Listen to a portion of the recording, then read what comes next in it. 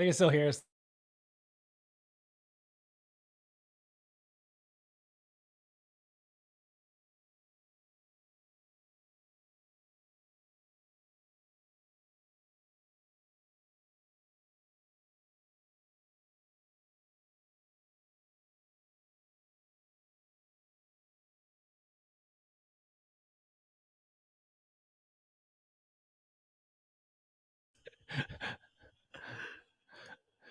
Dude, this is amazing. And then he's like, he's not done yet. He's not done. Kids keeps playing. What's up, y'all? Can y'all hear the audio? Let us know.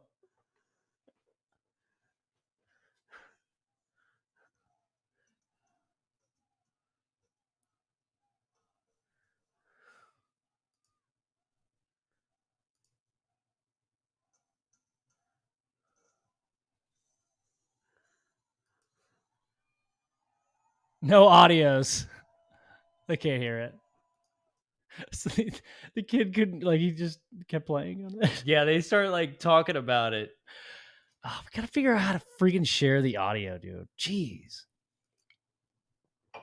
Audio default speaker. Well, shit, man. I don't know. It never works, dude. I don't. Yeah. All right. Hey, what's up, y'all? Shit. How are y'all doing?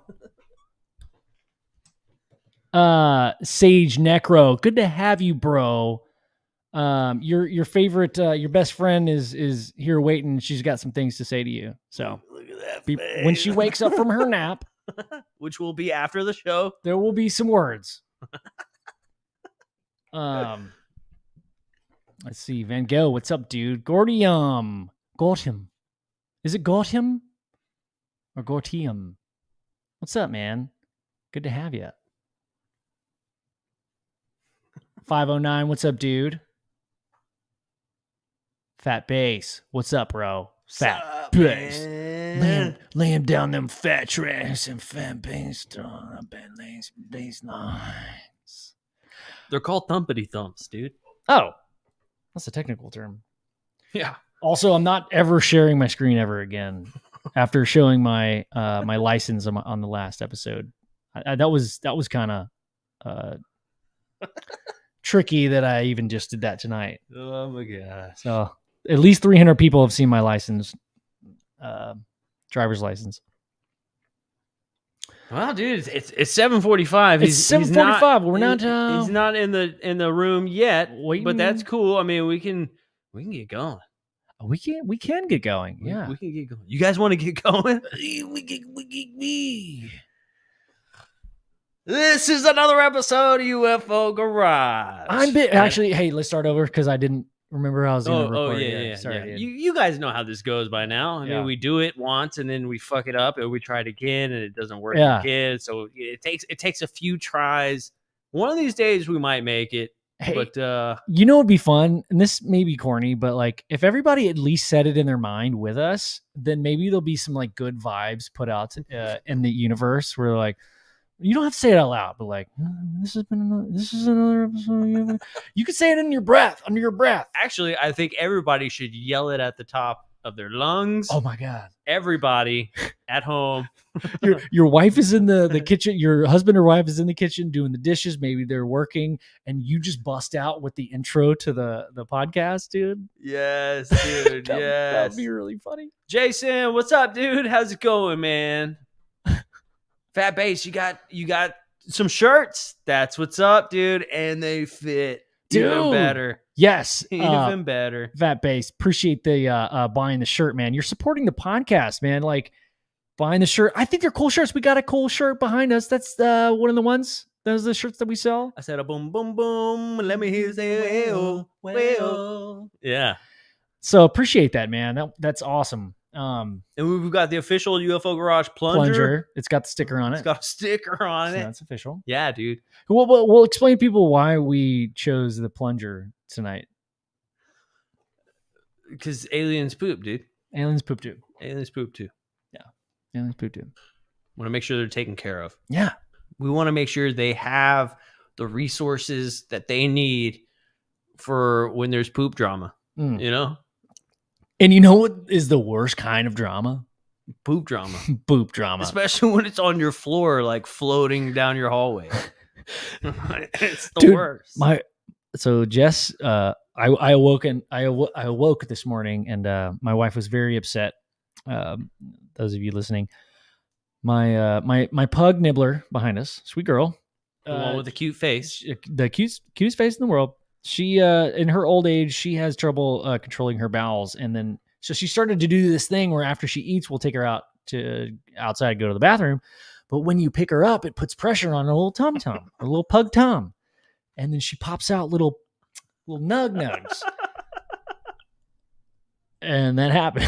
It's happened to me like a couple weeks ago, and it just happened to Jess this morning. She was not happy with it. Not happy about it. She's like, I feed you. I love you. I give you medicine. She's got diabetes. You know, she's got the sugar foot. She's got the beatus, dude. Saw that sweet tea she's been drinking. Well, that's because she's so sweet. Yeah. And it doesn't help because she drinks Kool-Aid with her diabetes medicine. So, I mean, makes it go down smooth. What are you going to do? I don't know. I'm not going to say no to that face. You seen it? Alien girl. What's up, girl? Shit. Saw, dude. Saw. Chad Smith. Party, dude. Party hard, bro. I don't know if you guys know this, but Chad Smith, he's become somewhat of an internet legend within the UFO community. He has. Like an overnight sensation. It's kind of a big deal that he's actually in this chat room right now. That's right.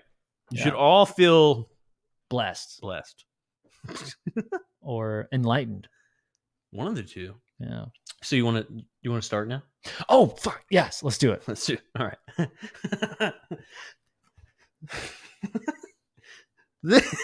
I can't now. Okay, hold on. 1 second. Okay, here we go. And this is another episode of UFO Garage. I'm Ben. And I'm Joe, and this is where we talk about UFOs, aliens, and all things weird.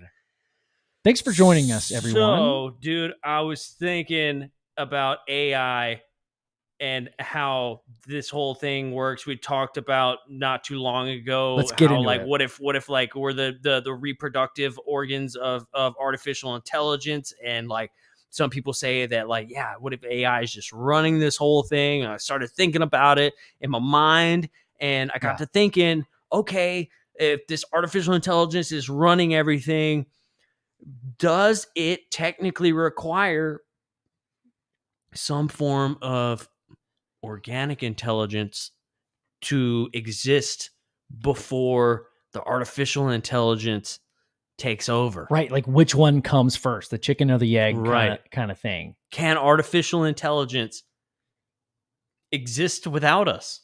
Dude, you blew my mind when you brought this up earlier, bro.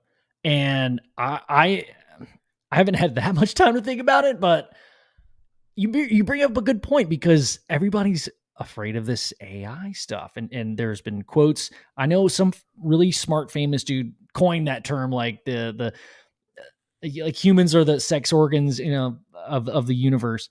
That's awesome. That was mind blowing in itself. With this AI thing, where like there's concepts out there that say we only exist to birth this next evolutionary consciousness, which is artificial intelligence.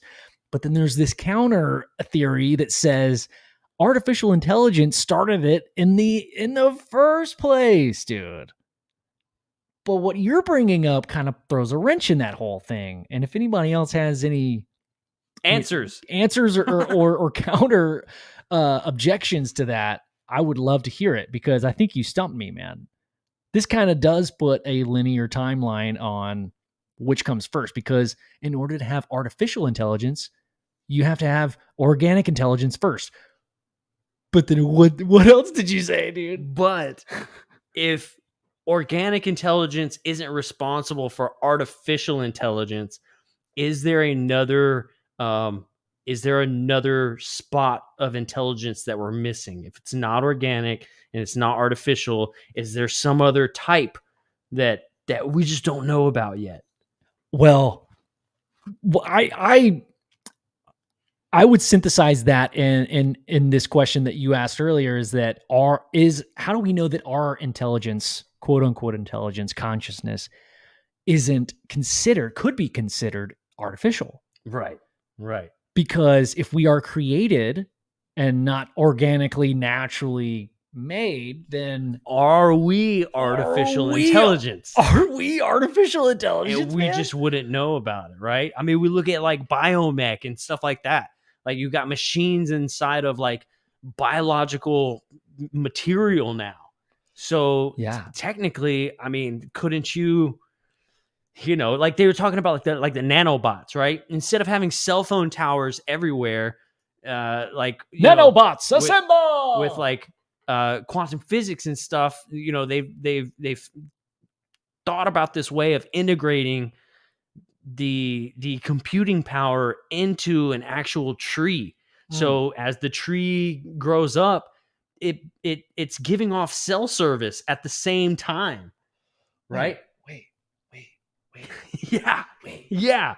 So, and that's a way that they were talking about, like, not leaving such a big footprint on the planet, right? So instead of putting these cell phone towers everywhere, instead you integrate the technology into a biological thing like a tree. Okay. And as the tree grows, as soon as it grows, it's already producing some sort of like cell service for you, right? And as it gets bigger and bigger and bigger, the cell service gets stronger because it's able to hold more and more of the technology. I guess it's going to be self-replicating nanobots, nanoparticles, whatever it is inside of these living trees. They live just like any other tree.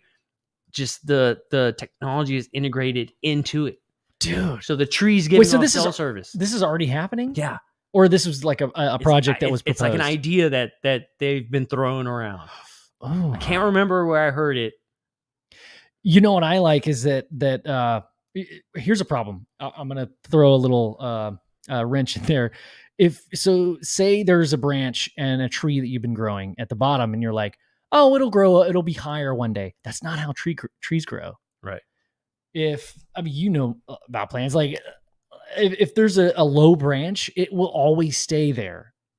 Mm-hmm. Not like your branch doesn't grow with the height of the tree. So where you would have to replace that device, like to be, I'm thinking of height here, like that 5G device, like you would have to go and replace it to be taller and taller than the canopy, like the tree canopy or whatever. Like, does that make sense? Yeah, but I don't think it has anything to do with like where the branches are placed. I think it's just specifically the tree itself.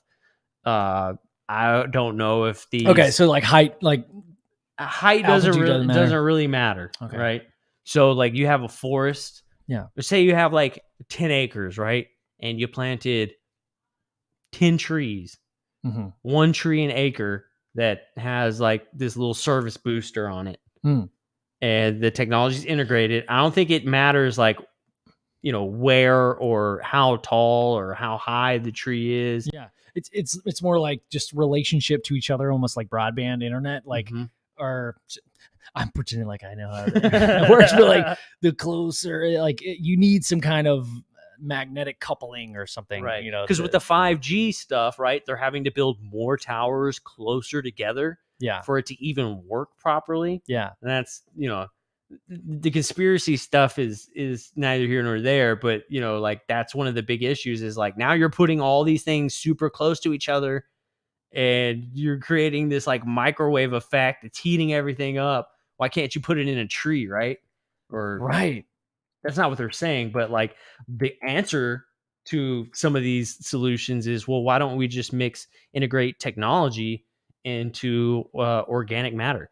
Dude, I think that's the future of things. It's like, well, there's a word for it. It's like transhumanism, right? Transhumanism. Yeah. So when do we, if we're going to be injecting, I don't know, injecting is such a strong word, like such a visceral. Thank you. Official term, like you think like an injection, like a needle, but you could think of it as a concept. Like we already have been injected with technology since the iPod, since the iPhone. You know, we are already apart. We're already transhumanism, man. Like, I'm dumb. Without my phone, ask me a question. I won't know the answer. I'll know it, dude. Dude, that's why we hang out, man. Sometimes it's easier to just lie, you know? Oh, yeah, I know about that. Anyway, dude, I think there's something other than we can maybe talk to Jacob about this. He just joined the backstage, and we'll introduce him in a second. But like, maybe we could talk about maybe the future of. I don't know much about 5G though. Like, I don't get why everybody's like super like freaked out about it. I just don't know. I'm not saying there's anything, you know. I just don't know. So maybe he knows. Apparently. And I don't know 100% for a fact. Apparently, the waves are, I guess the waves that transfer everything are a lot heavier, and they're at a lower frequency. That's why they have to be put closer together. So when you put a lot of this together, you're creating like basically like a microwave.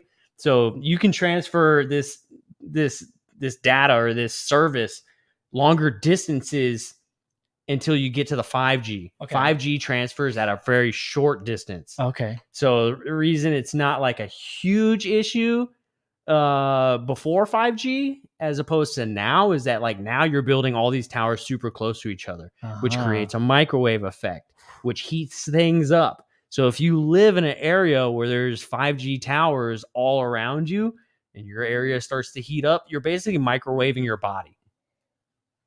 Slowly. It's already too hot in Texas, man. We don't need that. I know. I can already scramble eggs on my forehead. So putting it in a tree, man. I mean, I don't like it. That might be the solution, but I don't know. You know, I'm not an internet cell phone service guy. I'm not an internet person. We'll have per to se. Maybe, I don't know. We can get Gary on the show. He can explain it to us. Oh yeah, he would be a good guy to do. President of UAPx. Guys, if y'all haven't checked out UAPx, they're doing big things. Big things. Hell yeah. And Gary's awesome. Yeah. Gary Voorhees. Shout out. Hey, also shout out to Aurelio.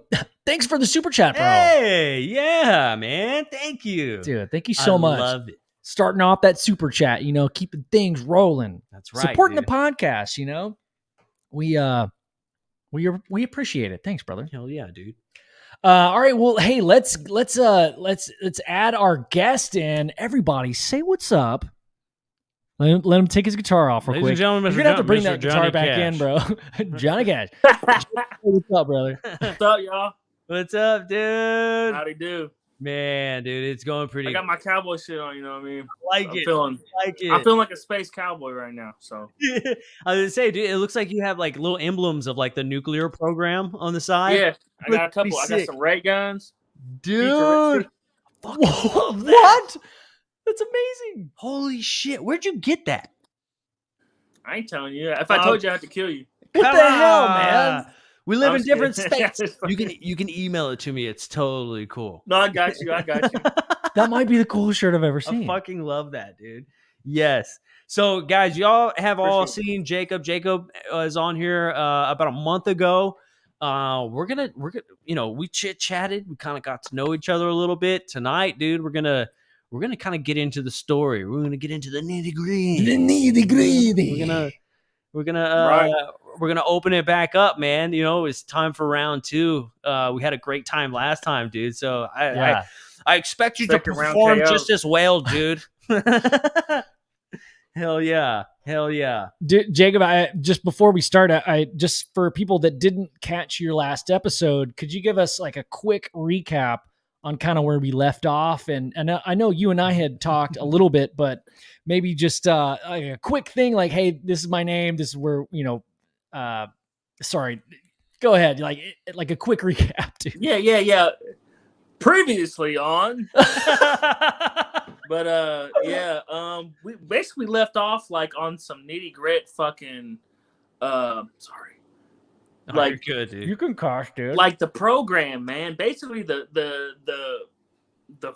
it's almost like the program, you know. Basically, yeah. And the synchronicities between the program that I know and experience and other people like talking about how the media reflects what's going on, and like I don't know the right word. I can't say underground because that could be figuratively or literally. You know what I'm saying? So and basically I've dealt with some MKUltra style stuff, all the way down to the spiritual. I feel like they combine it. I feel like they combine just all the occult knowledge and technical knowledge they can muster up, and they combine it and just almost create a work of art. Like, it's mostly fucking dark half the time, but shit, I mean, it's easier to create fucked up shit than it is pure shit. But yeah. So one of my favorite parts about our last chat, Jake, is that there was a moment in your adolescent stage where you kind of had this like awakening where you just started to, and that's when you started to see this unveiling of reality, but it also coincided with your interest in music, which I thought was really cool. Oh yeah, it's crazy. It's like, I don't know who is it. God? I don't know. Is it God? I don't know. That's kind of what I'm still on the fence. Like, is this like, what is this? Yeah. But y'all hear me good? Yeah, dude, you sound fantastic, bro. Okay, cool.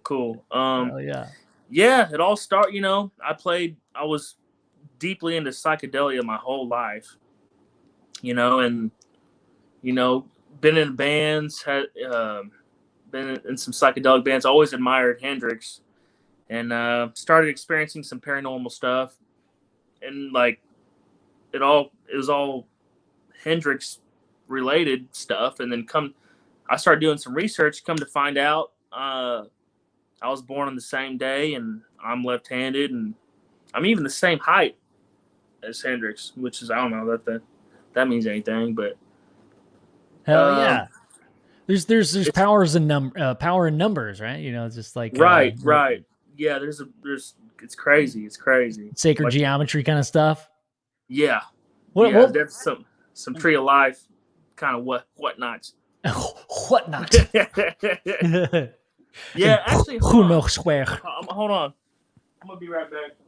Oh, he's going to get his other guitars. Well, I'm gonna go get another beer. I know, go get another beer. If that's the case. Hey, I wanted to thank Austin Barrett. Hey, thanks, bro. I really appreciate that, dude. That's awesome. These books, what's up? Thank you so much for. I feel like joining the crew. At all,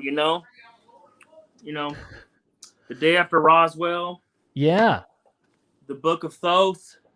Oh, dude. Okay, I have questions for you on that. The holographic paradigm. The tree of life. That's sacred geometry and esoteric imagery. Okay. The Nazi occult. Okay, interesting. $5 on sale. Bruce Lee. You gotta end with the banger on the Bruce Lee. Honestly, Bruce Lee was he was a deep, that's right. He was like, he knew some shit that a lot of people don't know about. Red and yellow, Yeah, Bruce Lee was in. Yeah, Bruce Lee was also born on November 27th. Oh, yeah, really? It's a big day. It's a big fucking day, dude. Okay. Well, I also know that that he was a little bit. Occult is a strong word, but he knew some shit, and some of the writings his wife put out with his I was listening to a podcast. I can't remember about Dr. Seuss? What I was listening to. I just listen to so many damn podcasts. Like, I'm sorry if I'm like ripping someone else's like thoughts off, but like, it was interesting. Like, his wife had like this whole. It might have been Somewhere in the Skies. Great show, by the way. Where they were talking about Bruce Lee's wife, talking about like maybe not everything was, hey, bro. Like he was a deep thinker, but yeah. Anyway. Yeah, a lot of his stuff was based on. It's funny. I got a book for it. The Tao Tai Ching. Okay. Oh, dude, Eric talks about that. Yeah. It's basically I'm not saying Bruce Lee's not a genius, but he it's within the paradigm of Tao Tai Ching, the wisdom that is based within that. So. Dude. Okay. So he's a master of Zen. He's a master of Zen. So right. Hell yeah. How did you start to like when you bought these books, how did you start to apply these to your life based off of your experiences? If you can talk a little bit about how the it thing maybe is, helped you. I've always had. I didn't even think we would get to this. I've always wanted to. The thing is, I've always had like a Zen kind of state. You know, I was always real kind of passive in all the right ways. Like I was able to surpass all the bull, because I used to get messed with a lot. Even in my own bandmates used to mess with me like hardcore. Like it got to the point to where it got physical.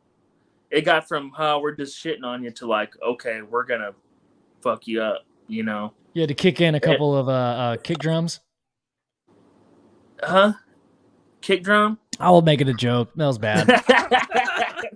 You're on a roll tonight. I crushing it. Beat to save my life. Crushing it. But I couldn't keep beat to save my life anyway. It just made me think of the Iron Cobra bass. If you ever seen one. Yeah, dude. Yeah. Iron Cobra. I used to have two drummers that swore by the Iron Cobra. Yeah, those things, hey, they last lifetime warranty. They both had double kicks and didn't fucking use them at all. Couldn't use them. I had a dude, he had double kicks, but he always wanted to go hard to the point to where we couldn't even play a song because he just wanted to shred. Which that's was cool. Always the thing, right? It's either too much or like just not at all what you need, right? Like, can we just like hit the ride and just keep a snappy beat for a second? Where's that pocket? Aren't you guys supposed to play in the pocket? Yeah, in the pocket, dog. But what the fuck were we talking about? You were saying you approached this like Zen aspect, and I was curious how it related to your experiences, you know, with ET and extra dimensionals. Yeah, I was always real passive, and like people took it as like I was a pushover, but the things they always did, it never made sense to me, so I never really reacted to it. It seemed like everything, like when you're in the Zen state of mind, like you see like how much superficial qualities there are, you know, and my ego really wasn't involved. Like the thing is, it was crazy. I was in a better Zen trance back then than I am today, because I've had to basically like fight back on this world to just have some peace. You know what I'm saying? I had to kind of play a little bit, you know, put my pride away and just kind of like get into their mind and play their game a little bit, just enough to survive and have some peace. You had to blue pill for a little bit. Right, I had to blue pill that shit, and that sucks. But anyway, yeah, you lose a lot. Like you when you're deep in the blue pill too, like you lose. I'm still picking up pieces from what I lost from trying to just survive, you know. Yeah. But yeah, I was always like kind of passive in a way, and it seemed like I was kind of like a pushover, but I was like, none of this makes sense. Like I was more intrigued by their hostility than like, what was that, dude? You call me fucking weirdo? Yeah. You know what I mean? Like, I don't know. Like it never made sense to me. Yeah. Like I could chug 10 beers. Like I was just like, I didn't get it. I never got it. I can drink 10 beers. I mean, nowadays I go to sleep. I can put some alcohol down nowadays. But one time it's nothing to be proud of, really. But hey, real quick, have you guys ever played keg leg? It's when you duct tape a mini keg to your leg, and you can't take it off until you drink the whole damn thing. Oh my god, that's awesome! Just Edward 40 hands. That's some like that's just brutal. Shit. Yeah, Edward 40 hands, dude. I mean, want to play a game. You gotta unzip. You gotta unzip ahead of time, dude. Because once you get halfway through that first 40, you're like, oh god, I gotta piss, and I can't because I have two 40s taped to my hands. Yeah, that's the worst part. Is just the peeing and the burping. You know? Yeah. Yeah, and the losing your car keys and cell phone in the middle of the woods somewhere. That's the best part about waking up after a party. Like car keys, cell phone.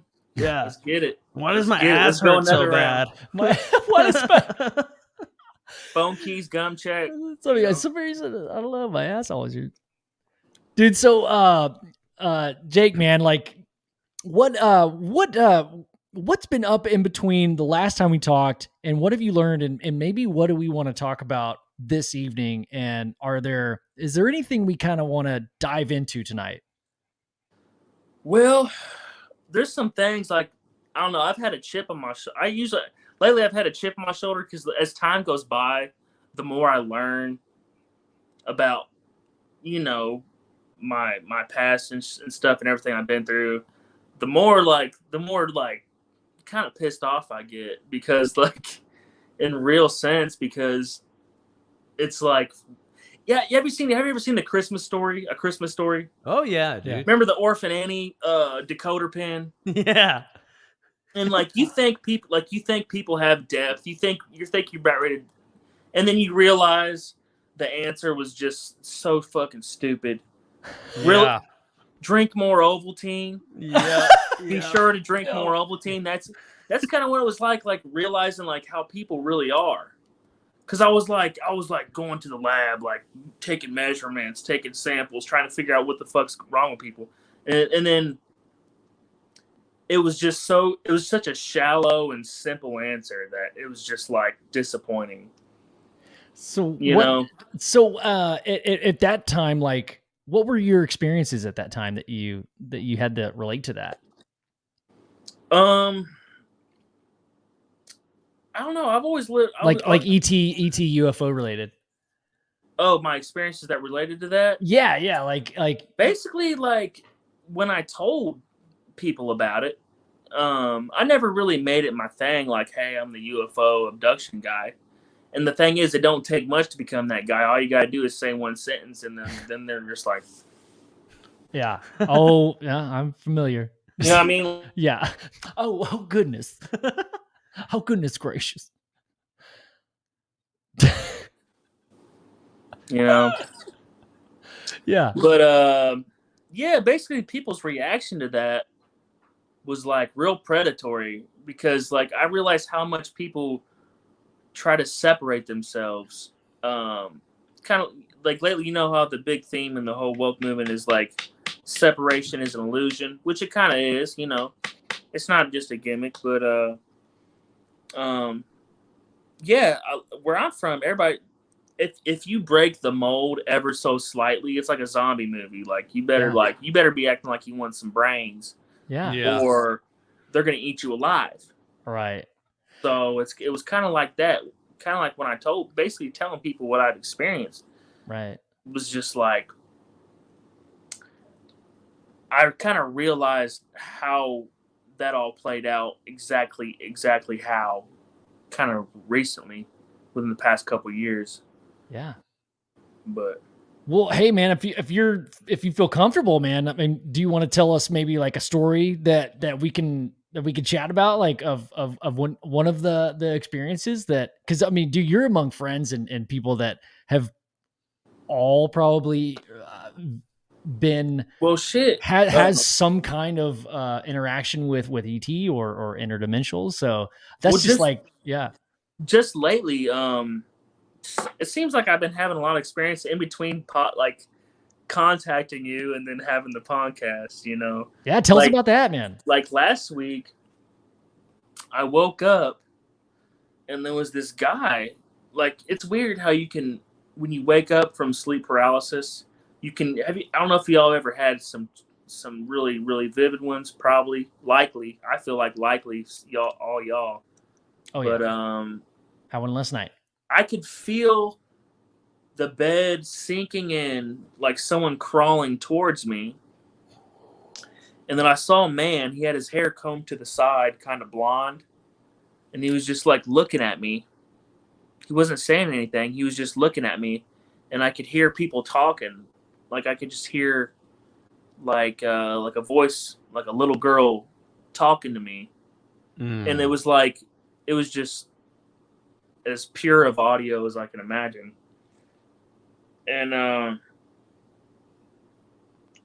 then the next day I wake up and it was like, it was just fucking, it was weird, because like they were like, this happens to me all the time. Like they're touching my butt. And this isn't like a communion deal where they're probing me and it's like painful and I'm falling through like a tube, a vacuum of like warp time space. Yeah. Like I'm just laying there and I'm fighting because I know I'm trapped in this other place, but it's so you feel so vulnerable that you fight it no matter what.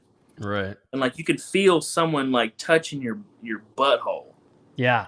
Whoa. And you can feel the hands and sometimes like you can try to pull them off of you and like you're trying to fight it. It's like you're being drugged. It's like you're on like a roofie because you can barely move and you can feel them digging. Right. And then you can feel their hand on you and you're trying to pull them off. And it's a completely real, like it's there's no difference between this reality and that reality. And it's not just a vivid dream. I feel like it's like almost like a like we were talking about earlier, like it was like a simulated reality. What the hell, dude? Damn. That's fucking. And it happens to me all the time. Damn. Like I woke up, I had a dream about I was talking to a dead girl and she was telling me how she died.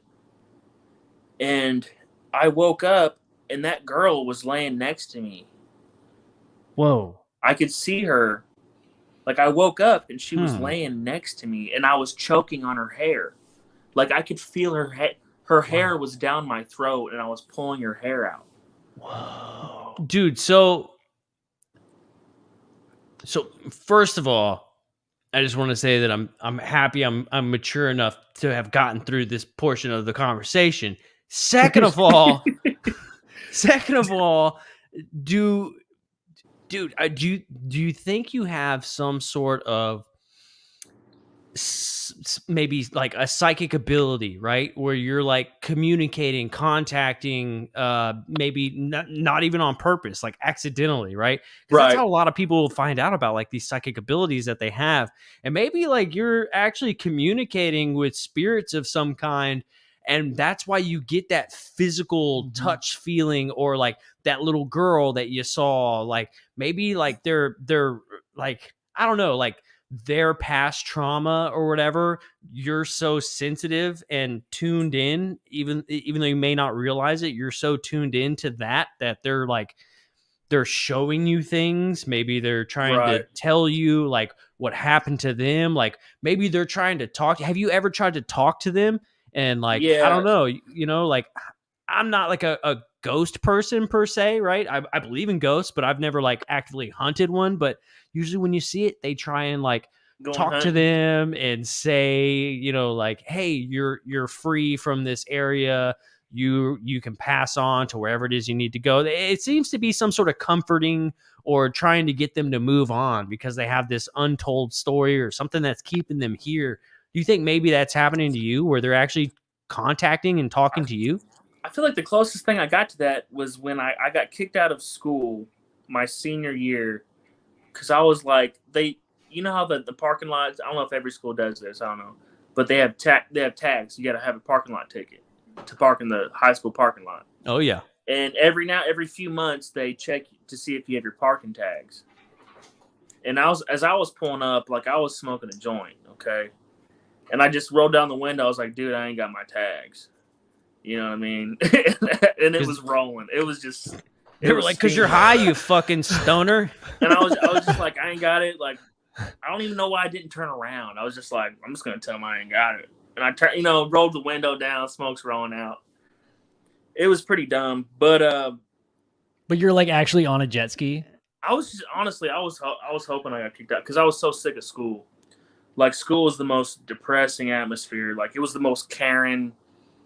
Like, where I'm from, like, it's the most caring place ever. Not caring, but Karen.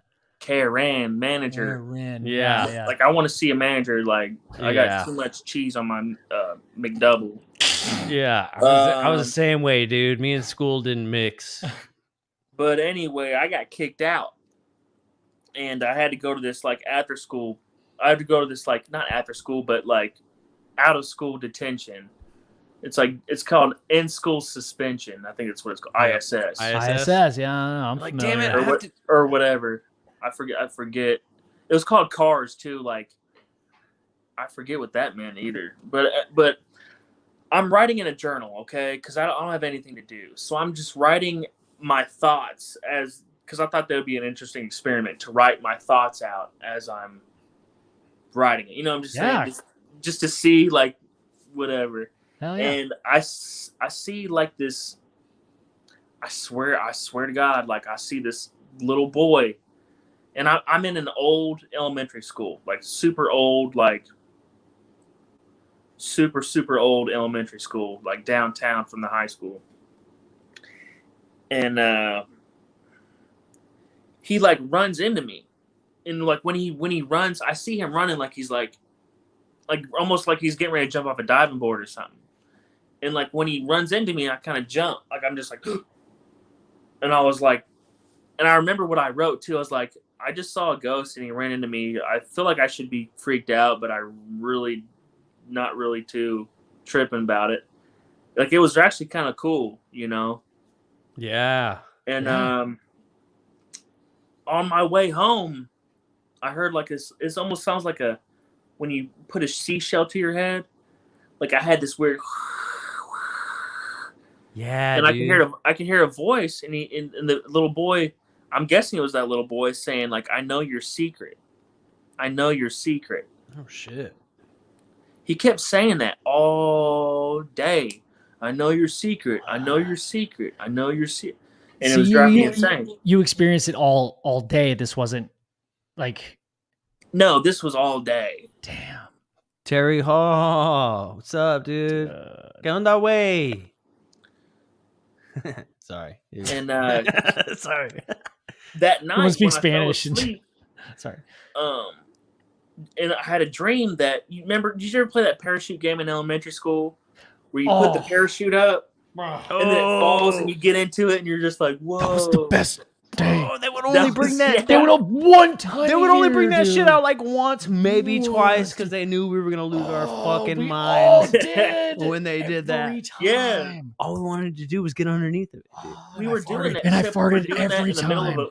in the middle of a field in the dream, right? Yeah. Like I'm the little boy in the dream, and we're doing that, and then it starts thundering and raining, and they're like, "Okay, we're about ready to head out," and then like I get struck by the little boy, which is I'm looking through his life lens.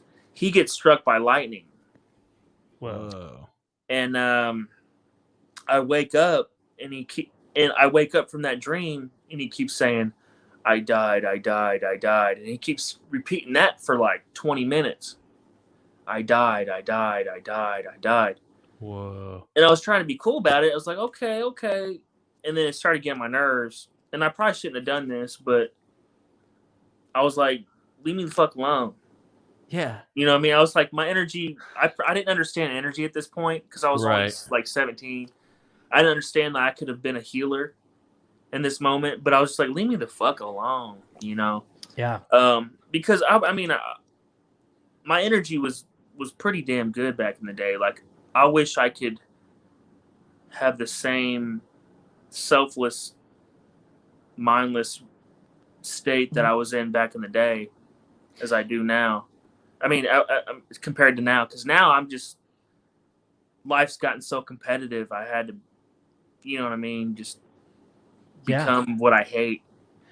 But well, I want to say something to that, man, because we mentioned the term like blue pill earlier, and it's like it's this idea of like playing along with the Matrix, this game that we all play, and there's rules, and you can play the game correctly. Goes back to Zen, red and blue, hot and cold. Dude, I mean, I haven't read that book. I'm probably just parroting things. I'm just, you know, free speaking here. I'm probably, you know, regurgitating stuff that other people have said from that exact book. Right. No, I'm saying what you said, what you're saying has substance. Yeah. I mean, to me.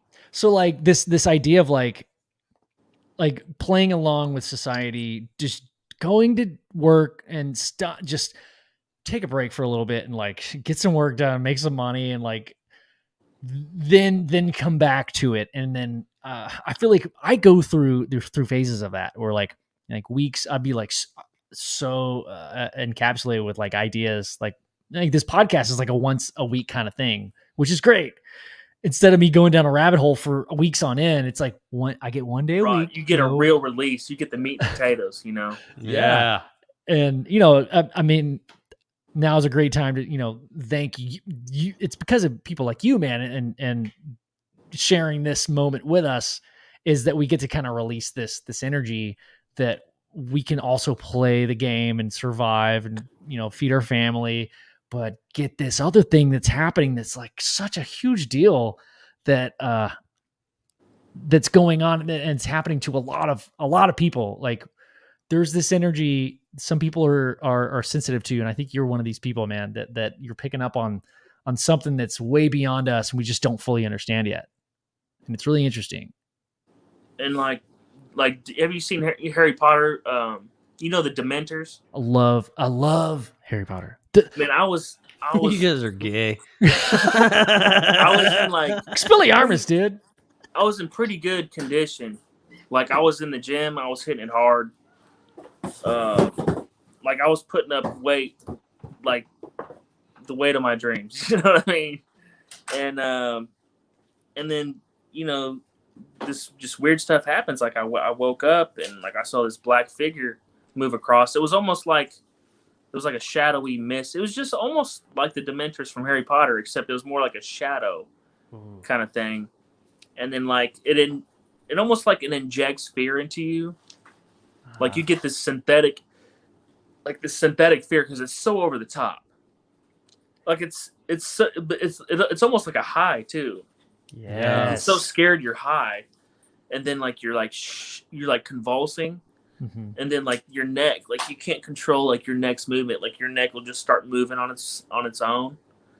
Whoa! And like if you like it kind of feels like you're gonna die or something. Like you're gonna have like a seizure or like a heart attack because it's just so weird. Like what else are they gonna do now? Yeah. And then that shuts off, and then like I was just exhausted. Like I didn't feel good at all. Like for at least a month after that, I didn't go to the gym. I just felt exhausted and life just felt worthless, and it was like this weird like drain of my energy. It was like I was intoxicated by just dark, low frequency energy. And I feel like the Dementors are like a real thing. I feel like a lot of stuff, it's weird. A lot of stuff from Harry Potter kind of hits and strikes a chord with me. I feel like a lot of stuff, I was never a big Harry Potter fan, never read a book. I mean, the teacher tried to make us read Harry Potter, read Harry Potter in third grade. I didn't read it. I just didn't want to read it because I didn't want to read. I was like, I just want to ride my bike. That shit's intimidating. Those books are huge. There's a big book, man. Right. And I was never into that fantasy stuff. I was more into like, I just want to ride my bike and jump dirt ramps, and I was just like a little hellion, really. I was always into like nonfiction, so I would always pretend like I couldn't read good, so that way I would never have to go get those big thick ass books. I could just go get some nonfiction shit, or like read about whatever, like old war books, or like the Bermuda Triangle, or the infamous capybara. If you will. I used to love like history books about football. I used to love football. Oh yeah. Gail Sayers wrote a book called I Am Third, and I was super stoked about reading that. Like, dude, the season is upon us, dude. This weekend. Yeah, I wore a football jersey today at work to commemorate the upcoming season. Is this weekend like when the foosball starts? Was it one of them damn Steelers jerseys? No, it was the Rams. Oh, okay. I'm okay with the Rams. Hey, just real quick, I just want to pretend like I know anything about football. You remember that? Remember that Super Bowl with the Rams, man? Oh, 2001 with Marshall Faulk, which one? Kurt Oh Warner, my god, Isaac Bruce, Torrey Holt.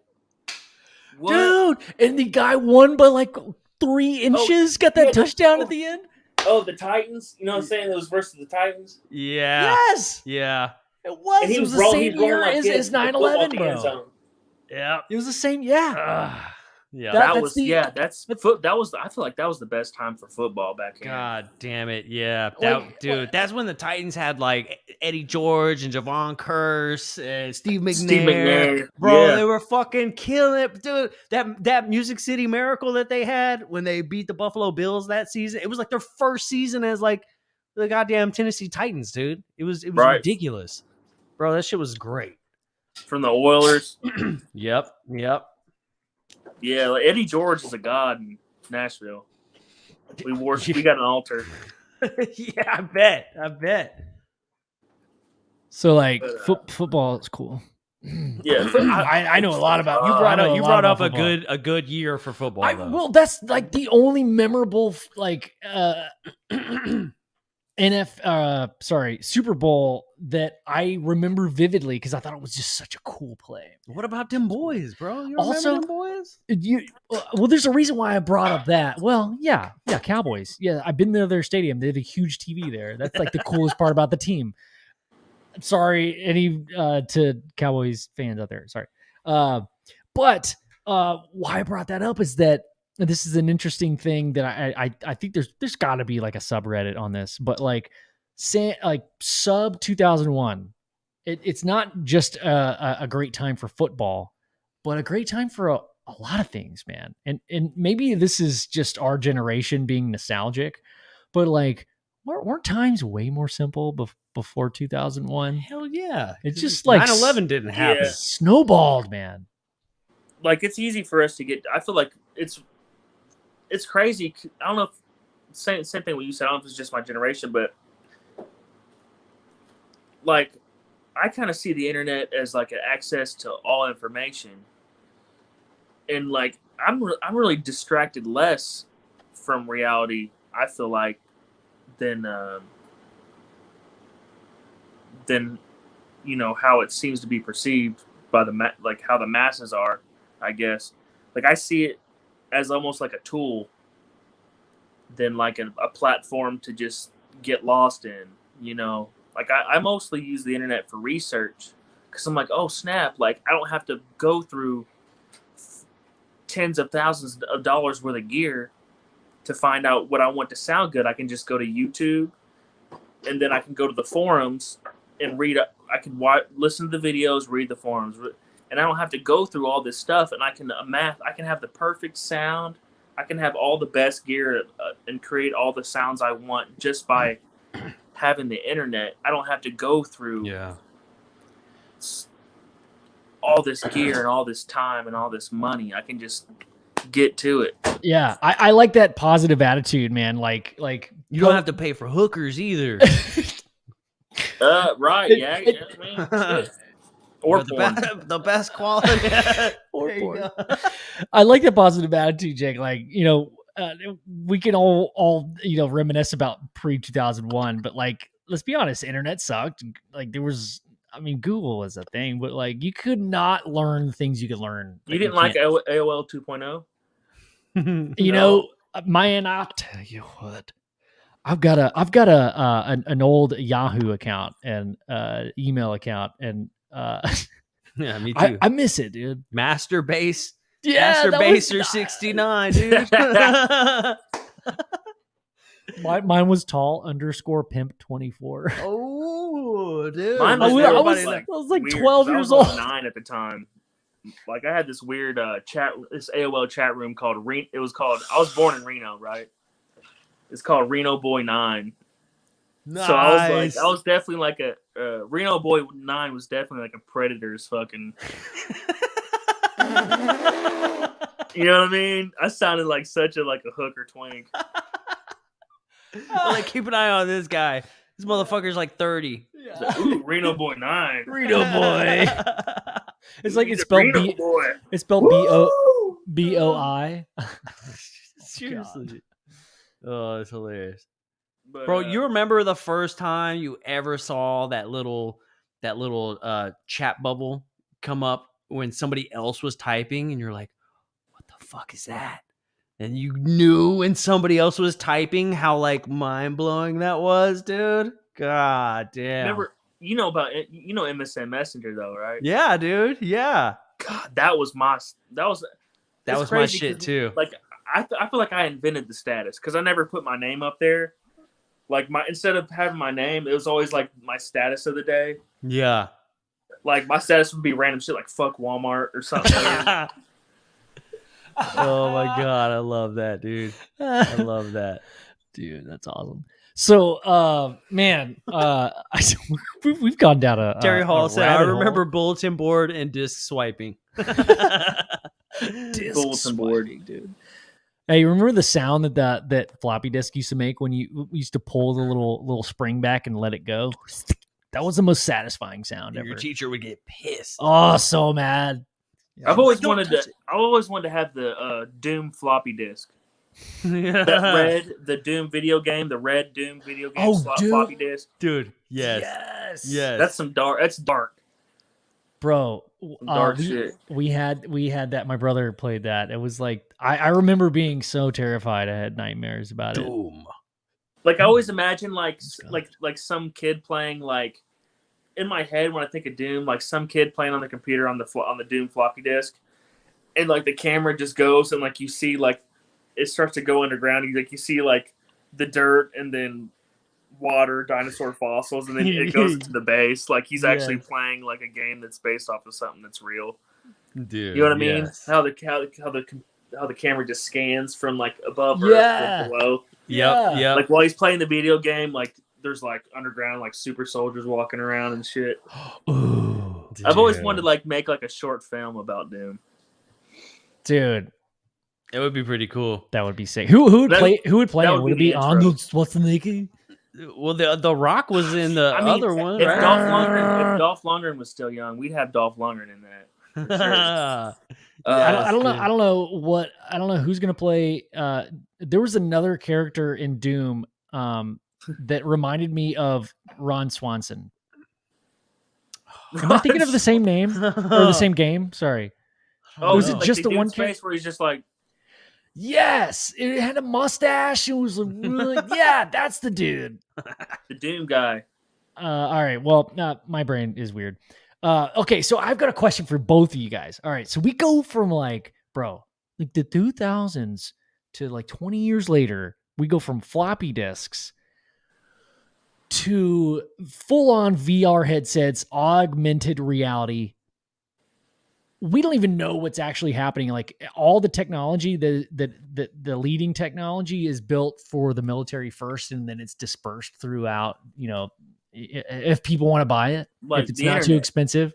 So what's next? What do you guys think is going to be next? Like, what do you think is going to be the next big thing other than virtual reality? Have you ever seen Black Mirror? Oh yeah. Oh yeah. Have you seen the one where the doctor can electronically transmit their patient's pain to him so he knows what's wrong with them? Yeah, dude. Oh, I don't think I've seen I feel like you could artificially transmit pain. I feel like in the future we're going to be able to artificially transmit pain while you're playing the video game. So when you get shot, you actually feel it. Ooh, shit. Bro. That would be nuts. But what if like, okay, is this like a wearable tech, or is it like synapses? It's sending frequencies to your brain. There ain't no way for me to know that. Because that's where I would go. When you put the headset on, it probably would have sensors around the forehead. Yes, and be able to connect. Yeah, connect with your mind. That makes sure you get like all the parts of the brain that can access all the stimuli. Yeah, dude. You don't even have to like wearable tech is like it's like that movie with the Power Glove. Like it's such a useless technology. Like cut the middleman out. Go directly to the brain. I think the future is definitely this Elon Musk, this thing where they're implanting stuff where it goes straight to your synapses and it can create anything from pain to pleasure. It can alter your chemical balances. It can replace pharmaceuticals. There's so much. It's already been proven that you can remotely give someone anxiety or depression via changing their frequency of their brain.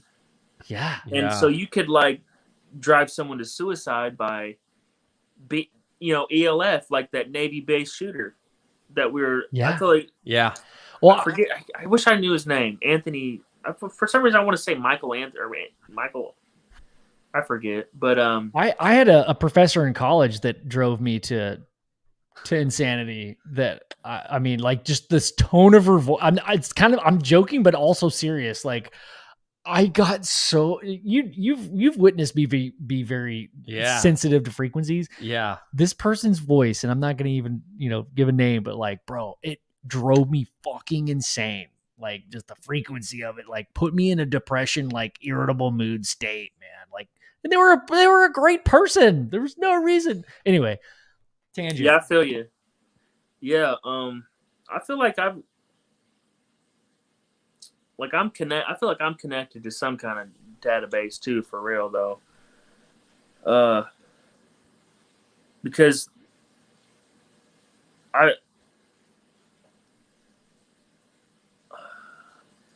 like sometimes they make me hear stuff too. Like I hear things all the time, and it's always commands.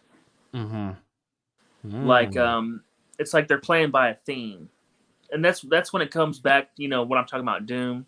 Yeah. Okay. And it's all full circle with all that stuff, and like the augmented realities and like alternate universe timelines and stuff.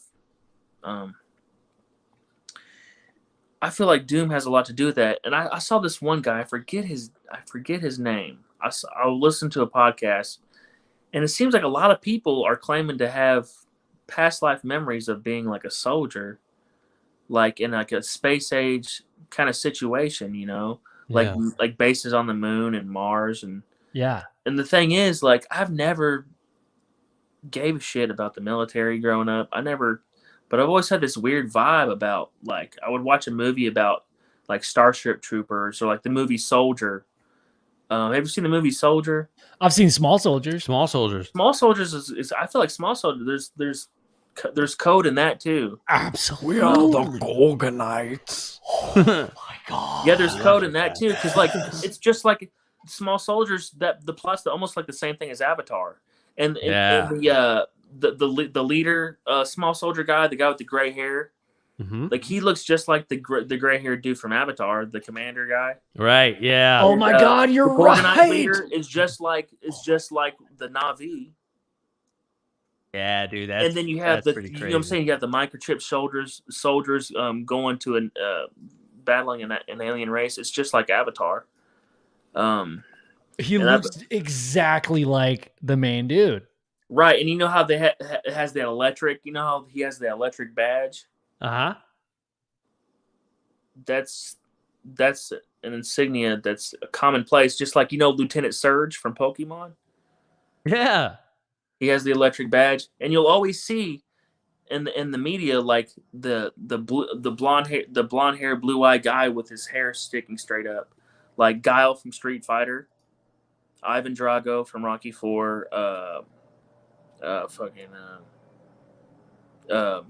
Lieutenant Surge from Pokemon. Like there's so much code going on, and like Universal Soldier, right? Yeah, dude. That's just like that's Avatar. That's the Bro, that's pretty much it. You can see the little patch that he and has. You see the skull and crossbones. Yep. You see the skull and crossbones. I feel like that. They're kind almost of reminiscent of kind of Nazi kind of symbolism. It's almost like they're like yearning to hold each other's hands, but they're not allowed to because of culture. Right. Intermingling. Culture wouldn't let us. Shut up. Sorry. Interspecies alien action figurines. Oh my god. Yeah, that was some stuff too, and it's weird. I had a dream about Small Soldiers one time, and then I went back and watched the movie, and I was like, oh, this kind of reminds me of kind of what's going on with me a little bit. Dude, so I wanted to ask. We had kind of talked a little about a bit about some of this MKUltra stuff, and just I'm listening to like the kind of like intuitive psychic sounding type abilities that you have, like if, and we're just speculating, if there was some sort of MKUltra program. Definitely without a shadow of a doubt. Maybe like you were involved with as a child, and possibly still today. Maybe some of these people or whatever that you're seeing or hearing in your head are maybe victims of this MKUltra program, and the reason you were picked to be in the MKUltra program is because they knew of your psi abilities beforehand, right? So you get in this program, you meet all these people, then your memory's kind of wiped, so you're not focusing on the psi abilities, and then once it clicks, you wake up to it. Now all these memories of people that maybe you knew at one time that were maybe in the program with you that are no longer with us are contacting you because they know that you have these psychic intuitive abilities to be able to communicate with them, and maybe they're helping you remember stuff, dude. Yes, I don't know. Just spitballing ideas. Yeah, it's worth thinking about. It's worth considering. Like, it's weird how I've had a lot of imagery, a lot of things I've that always roots back to what I'm experiencing. It's always military related, always. And I feel like the fact that I was born on a military base, not too far from Area 51, is a military base in Nevada. Yep. That I feel like that. I don't know if I just feel like that's a big clue. Dude, I think I think Joe started this.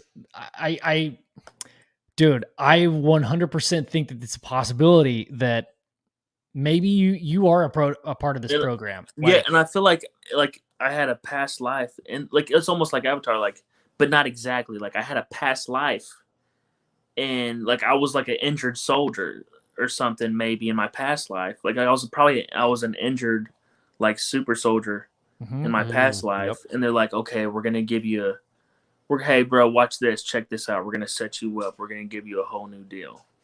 Yeah. And then we're like, we're gonna put you in here, we're gonna put you in this kid, he's about ready to, and I feel like maybe they took Jimi and then they did something with him, and then they made him a super soldier or something in another life, and then he got fucked up somehow, and then they're like, okay, we're gonna put you in something else, we're gonna hook you up with something else.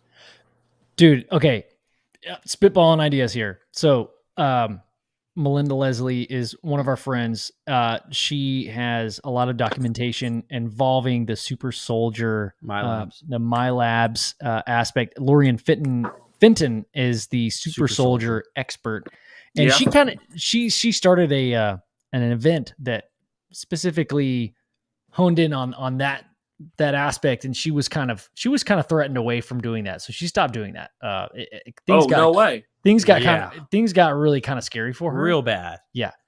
And she was just curious about it. She did a lot of research. She's a very intellectual person, and did a lot of really great research, and decided to put on an event involving the super soldier topic, and some crazy stuff happened, man. She's one of our good friends, and I trust her. Who, Laura? You're talking about Laura? Lorian Fenton. Lorian Fenton. Yeah, the Fenton Files. If you get anybody, if y'all are, if you want it, she's got an awesome show. She's great. Yeah, dude, she's awesome. Yeah, she's awesome. She's like one of our first like introduction to the quote unquote community when we first started this podcast. She was, one of the first really, other than Jocelyn Buckner and Melinda Leslie. Lorian was one of the first people that kind of introduced us, like, hey, there's a community, here's what people believe, here's what I know, and like you make your own decisions up. Anyway, yeah, so her focus was super soldiers, but she had to stop for some pretty crazy, unfortunate reasons. Yeah. Like dude, I have to ask you, reasons. Did you ever at any point in your life have like a craving for like raw meat or like liver or anything like that? I like rare steak. Rare steak? Like, and if one time I got a rare steak at at Santa Fe, this place called Santa Fe Steakhouse in Nashville. Like, it came out raw, like cold, and I still ate it. So, dude, the reason I ask is because Lorian had mentioned that when she started dealing with these super soldier guys, she noticed a common theme, and that was that somebody had asked her, have you ever heard anything about people having craving for like raw liver? And she was like, as a matter of fact, yes, I have. That sounds like nutrient deficiency. Well, that's what they're saying, is that if you were to, if you were part of this program and they were to possibly send you dimensionally somewhere else and then bring you back, yep. Wait, look at that. Uber. I know that. Yeah. It's German. That's why I don't take Uber. I take Lyft, dude. Pretty sure Lyft is... It's Nazi occultism. Dude, that shit... What's she doing later? What you doing, baby? Hey, baby, what you doing, girl? But she was saying that they don't know if it's like an iron deficiency or something. Look at those thunderbolts, man. I love how you just like pulled that out of the atmosphere. Like that was so like poignant. Dude, yeah, I got my material. Yeah, I love it. This reflects because the electromagnetic energy, that's like there's like bioelectric stuff going. This is like a exaggerated. This comic book is an exaggeration of like what's really going on. Ooh, tell us more about the Nazi Nazi master race super soldiers. Yeah. I want to know more. Like, what does it say? Like, well, it's basically, and it's funny. Guess what the comics are called? It's called Avatar comics. No, dude. Did you know that Avatar is my favorite movie? I didn't know that. And it's funny that what's his name? Donald Marshall. You were talking about him, remember? Yeah. The Vril guy. Of course, Vril is a Nazi thing. Mm-hmm. But they asked him. They asked him about Avatar because all the things he was talking about kind of sounded like Avatar, and he says that's a he didn't go into it, but he's like, oh, that's just a Nazi super soldier program. What? No, he didn't say Nazi. He said Aryan. He said Aryan. Well, we all know what that means. Right. No one else uses that term Aryan. Like, well, it doesn't necessarily have to be Nazi. Like Aryans, like the Nazis stole everything. Yeah, they stole a lot of things. It doesn't like a mustache that could have been very popular. Yeah, it doesn't mean evil. The swastika never meant anything evil. The word Nazi never meant anything evil. So, and they just pretty much stole all symbols that they thought would give them power. So yeah, isn't the Nazi symbol like based off of like the black sun of some sort, or like it's not as like simple. like Buddhism. Buddhism uses that. That's as far back as I know. Yeah. Like Hindu cultures have them all over the temples and stuff. And it's actually like a really positive thing. But they have like little dots on them too. So it's like the little swastika with the little dots. Yeah, it represents the movement of something. And that is supposed to represent like it's supposed to like almost like represent a movement. I forget exactly what it meant. But, hey, sorry. Because my memory sucks. So. Well, you're among friends. Hey, I just want to interject real quick because I think this is a really great question. Sunsaver says, maybe we're in a simulation just here to entertain each other inside the Matrix simulation while we wait for our spaceship. Wait for our spaceship to reach our new planet and save our species like Noah's Ark. I love that idea. Like we're just keeping each other company, man. Like keeping it interesting. I'll tell you one thing. I love that. I'm gonna be super pissed when I wake up because this hasn't been fucking awesome. You know what I'm saying? I mean, it's been cool. It's been real and it's been cool, but it hasn't been real cool. I'm gonna be mad at a lot of people that don't deserve it. I'm about to You better have a sandwich ready for when I wake up and a Dr. Pepper. I'm gonna be fucking mad. Yeah. And I feel like the whole my whole relationship with the whole Jimi thing is I feel like it's also like an artistic representation of the Tao Tai Ching because it represents polarity, the same way like the black and white symbolism of the of the yin yang. Yeah, dude. Because just think about it, he was like a black dude with an afro, and I'm like a white. He's like a skinny black dude with an afro, and I'm like a muscular white dude with a buzz cut. Dude, and I feel like a lot of my programming, I feel like why it's the reason why it's so dark is they kind of want me to experience a whole different hemisphere, because he was all summer love, and like my experience, I mean, I like growing up wasn't anything like that. So Yeah. right, dude. Yeah. You've had some pretty intense, scenarios, man. You've also talked about some of the positive aspects of like, you've had these, and I don't mean to be like, diminishing any of the frightening things that you've been through, but like things that you've learned and applied to your everyday life from your experiences, your dreams. And I would go as far as to say like interdimensional communication in a way. And I think a lot of us do that. We just don't realize what it is, Love that guitar, by the way. That Thunderbird, bro. That's There's such an classic. awkward angle. Love that, dude. Yeah. It adds to the sex appeal, though. It does. Hey, was it a 30 or a 15? It's a 50. The box. That's a it's like a solid state, like it's like a mock solid state AC10. Yeah, the modular. Yeah, those are sick too. Yeah, I love that. That's cool. It's like a nice little, like when you can't turn it, like when you can't crank it, and you just you still want some distortion. Yeah, I've it's got really good. It sounds real. I've got something similar. Yeah. Yeah, I got a 50-watt Marshall head in the shop right now. I'm getting it worked on to where I can crank it up, because it had a little bit too much gain and too much compression. So I'm getting it modified to where I can crank it and put a fuzz on it without it just falling apart. Yeah. Right. So I can have that nice, like, pure fuzz.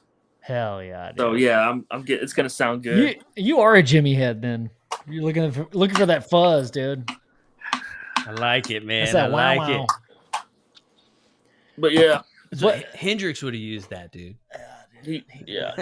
That's what he used. He used a Vox. Clyde McCoy. Oh Here's old shit! Clyde. I like it, dude. I like it. Like Rick Ross, dude. Or not Rick Ross, but the "Never Gonna Give You Up, Never Gonna Let You Down, Never Gonna Turn Around." That's my kid's name, man. It's Hendrix. Really? Yeah. She's cool as shit. She's one of my favorite people in the world. That's awesome. Did you name her? Man.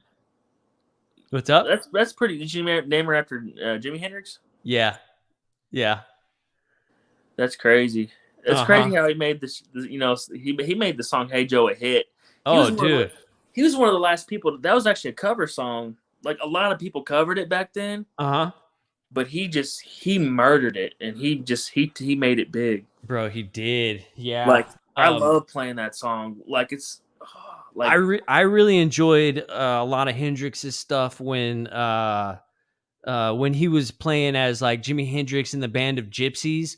Like, most of Hendrix like notoriety comes from, the Experience and like that whole era. But then when he switched into that Band of Gypsies, where he really started getting into like the blues and stuff, man, like you could tell that Jimi was at home when he was playing, like when he's playing with Buddy Miles, man. So he was killing it back then. And dude, I loved that I love that side of Jimi. That shit was awesome. Don't get me wrong, I love the psychedelic stuff. I loved how crazy it was and how like just experimental and innovative Jimi was able to be during that time. But that Band of Gypsies, dude, where you just got that soul and that blues, love it, dude. Yes. Yeah, because they got real tight and funky. Yeah. And Buddy Miles's vocals was just too insane. Damn good. His little vocal solo on Who Knows. Good. Yes, dude.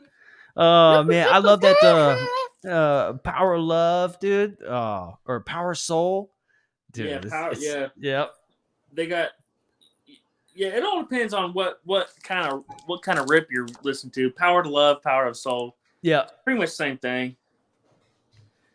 Yeah, he killed Machine Gun on that too. That night of that New Year's Eve gig. Yes, bro. Yeah. That's such a You know. Yep. Yeah, dude. Yeah. Damn, that the Band of Gypsies, that shit was incredible. I love that. Yeah. And that's crazy. That was the end, pretty much. I know, man. That's so sad. But then, you know, luckily we had Stevie around to kind of pick up where Jimi left off. And, you know, it's like people always have this, like, you know, this little thing like, are you a Jimi Hendrix guy? Or are you a Stevie Ray Vaughan guy? And it's like, well, dude, you know, like Jimi paved the way and Stevie was there to like pick up where Jimi, you know, he picked it up, dude, and he just continued going. Like watching Stevie Ray Vaughan to me is like watching what Jimi Hendrix could have become, you know? Yeah, it's like, it's, you know, I'm in that, you know, Stevie's one of the goats, you know, like he's just. It took me a while to warm up to Stevie too, like because it sounded kind of clean and sterile, like not his tone, but just he had that just real, just clean kind of like. You can hear every note, every like it was just like slide. I like weird, freaky, raw, like psychedelic stuff, but like just lately, like. I've been covering a few Stevie Ray Vaughan songs, and it's so satisfying to play. Oh, dude! Like, yeah, and his tone running through that super reverb, just that Fender Strat, just so into a full. super reverb. Oh, my pants are getting tight just talking. I can see, dude. Oh Jesus. my god! Oh, yeah. Fucking amazing. I love it. And then Jimi Hendrix, what's even cool about that is another thing is like, you know, when they ask like Jimi, like who are some of his guys that he likes? Look at that, dude. Gotta have that super. Oh shit. Yeah. Bro. Gotta super reverb. That is a amazing amp. Oh my god. I'm so jealous right now. Yeah, that's a 72 super reverb. Bro, that's like worth more than like two of my cars. Both of my cars. 850 and like just the tubes, because all the tubes are original in it, and just the tubes are worth that much. Shit, that's crazy. Wait, you got okay? I found it for 850 at a trade flea market thing at a flea market. Yeah. Jesus. Well, whoever sold it to you didn't know what they had, because that's like easily a $5,000, $8,000 right amp, bro. That's sick. I could actually right now. I mean that amp. I mean it could be $5,000 if it was a blackface, but I have it blackface. It's probably like I could probably sell it for $2,500. I'd prefer the silver for sure. Also, just to be literal and shit. Yeah. Wait. But the what was it? A Bassman? That was a dope amp. It wasn't for a bass guitar. It was called a Bassman, but it was a 212, and it had that old spring reverb when they used that specific. The Bassman, I thought it was 410. Oh my gosh, it was a 410. That's why it was so cool, because it was like bigger than the super reverb's that too. Yeah, the super reverb is like a real twangy. It's like a twangy Bassman. Yeah, bro, because it's got those 10-inch speakers, so it's got a little bit more mid-tone. Oh, all right. We're gonna geek out on. Yeah, it's hard to let go. Yeah, dude. You like paper cones or aluminum cones? I'm asking as a bass player, so that's unfair. I'm gonna have to say paper on that, boy. Yeah. I would love to have a mix, that would be dope. 2 paper, 2 aluminum for my bass. Dude, it's just sexy. Oh my god. Oh, imagine I got a couple other amps over there that are. I got this one cab. It's got these 2, Alnico. There's Alnico and there's ceramic. There's these. The magnets. Yeah. Right. I got this amp with like 2 Alnico speakers. Yeah, and there's some ups and downs for those too. It's like magic. Yeah. Right. There's limitations to the Alnico, but I will let my creativity fall within those limitations, because it's the feeling on your fingertips, like you're playing the speaker almost. Yeah, it's Like, really fast responsive. Yeah, those can- magnets are no shit or no bullshit. You can feel the compression. You play that speaker just as much as you play any other part, and it's. Dude, okay. I want. Oh, sorry, Joe. Go ahead. Sorry, I was gonna change the subject. Sorry. Okay, one more thing. My homeboy Will got one of those cranks, the crank amps. Frankenstein, dude, and nice. It's fucking ridiculous. Like, dude, like you could literally crank it in the store and like set car alarms off in the parking lot. Like when you buy a crank amp, dude, they come with earplugs. It's ridiculous. That's awesome. You can put it on like 1, and it's louder than fucking everybody on 10. That's why you got to have stuff that goes to 11, dude. When I first started playing, I was very impressionable to that metal grill. You know what I'm talking about? You see that metal plate grill, and you're just like, this is serious shit. Well, the fact that Dimebag Darrell was a part of it, like, that's sick as fuck. Yes. Get your pool. Yeah, it's weird. I saw on one of my sleep paralysis, it was like the movie The Ring. I saw Dimebag Darrell in my room. What? And he was like headbanging his hair. Because I could tell it was Dimebag because he had boots on with the top shorts was kind of loose, and he had shorts on, and he had big cankles. Fuck yeah! You know what I'm talking about? Fuck yeah! So and like he was headbanging, and it was super freaky, and he kept walking up to me until I could feel his hair on my face, and I was like, Dime, is that you? Are you in hell? Dude. No. What did he say? Don't tell us. Dude. He didn't say a word. He didn't say anything. I was hoping he'd be like, hey, brother, I'll see you in a couple weeks. He's like, yeah, you'll be in hell too, brother. We'll have a Coors. Yeah, hey, man, we'll be hot. Little black tooth. Yeah, only hot Coors in hell, buddy. Boiling hot Coors and Fanta. Only boiling orange Fanta and Coors in hell, I'll tell you that much. But hey, shit. You could have worse. It's going down. Shit. Yeah, orange Fanta is rough on your teeth, man, by the way. The orange Fanta? Yeah. Okay. That's such a random. This is kind of old school, bro, but if you back in the day, I don't know how many of you lean sippers are out there, but that purple was really good with that the purple orange. Fanta? Yeah, dude. Like promethazine, like lean. Oh, like, that lean, yeah. So the pineapple or the orange, bro, fucking just hit different for whatever reason. Our local gas station would always be like, man, you guys come in here and get styrofoam cups full of ice like every weekend. What are y'all doing? We're like, no drinks, please. Can I have some? We'll just have the cup with the ice in it. Thank you. Did you ever dip a blunt in it? Oh, you damn right. Oh yeah. It was made out of sausage skin. Sausage skins. Yeah. Hey, dude. All right, I want to quickly change the subject because we have a guest in the green room who's going to join us in a second, and I kind of want to let this question kind of roll in to our next guest is going to come in. Big Willy is in the green room, but Big Willy, yeah. So Jake, Joe. This is kind of like an open-ended question. We were talking about the difference between magnets and speakers, right?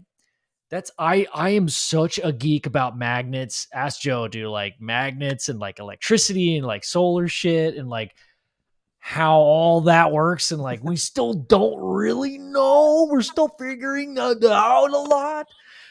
Okay. So my question is, what's next with magnetic technology? Are we going to find out that we've been wasting our time trying to figure out if magnets can do more than they can do, or was that just a stepping stone? Was that just a catalyst to inspire us for a greater technology? Or do you think we're going to figure out something? I mean, I feel like we're still trying to work with the materials that we got. Like, I feel like that's dealing with the properties of the materials what we got. It's just a matter of trial and error, you know. And if we're still fascinated by the mysteries of the magnets, then that's where we're gonna be until we're done with it, you know. It's almost like when you got something that you're doing that's kind of I can't. It's kind of like this. Like you're doing something that's toxic, and it is. Like you almost gotta just like keep fucking with it until you're like, okay, I'm done. Dude, Right? Yeah. I feel like it's kind of like that. I've literally done that twice in my life. It was once when I was roommates with Joe, and I bought a bunch of magnets and like made a bunch of shit, and nothing worked. I smashed my finger and broke my fingernails. Were you that dude in junior high that like brought your magnets to school and you'd play with your magnets under your desk? Dude, so I was kind of a dumb. Well, I'm still a dumb. I'm still really dumb. But like it was I hit this spurt in college where I was like, okay, now you're kind of a human being. You're kind of learning stuff. And I definitely brought magnets to class, dude. I was that weirdo, bro. Like watch them collide and like stick together. You're like, in like midair, you just throw them. You're like, okay, now I'm gonna buy a bunch of shit that smart people have and see what happens. That's exactly what I did. And then honestly, like, well, I can't make a bike. I want to show you that I did. Yeah, I remember. Make a bike, though. I remember. It didn't go nowhere. He made a bike.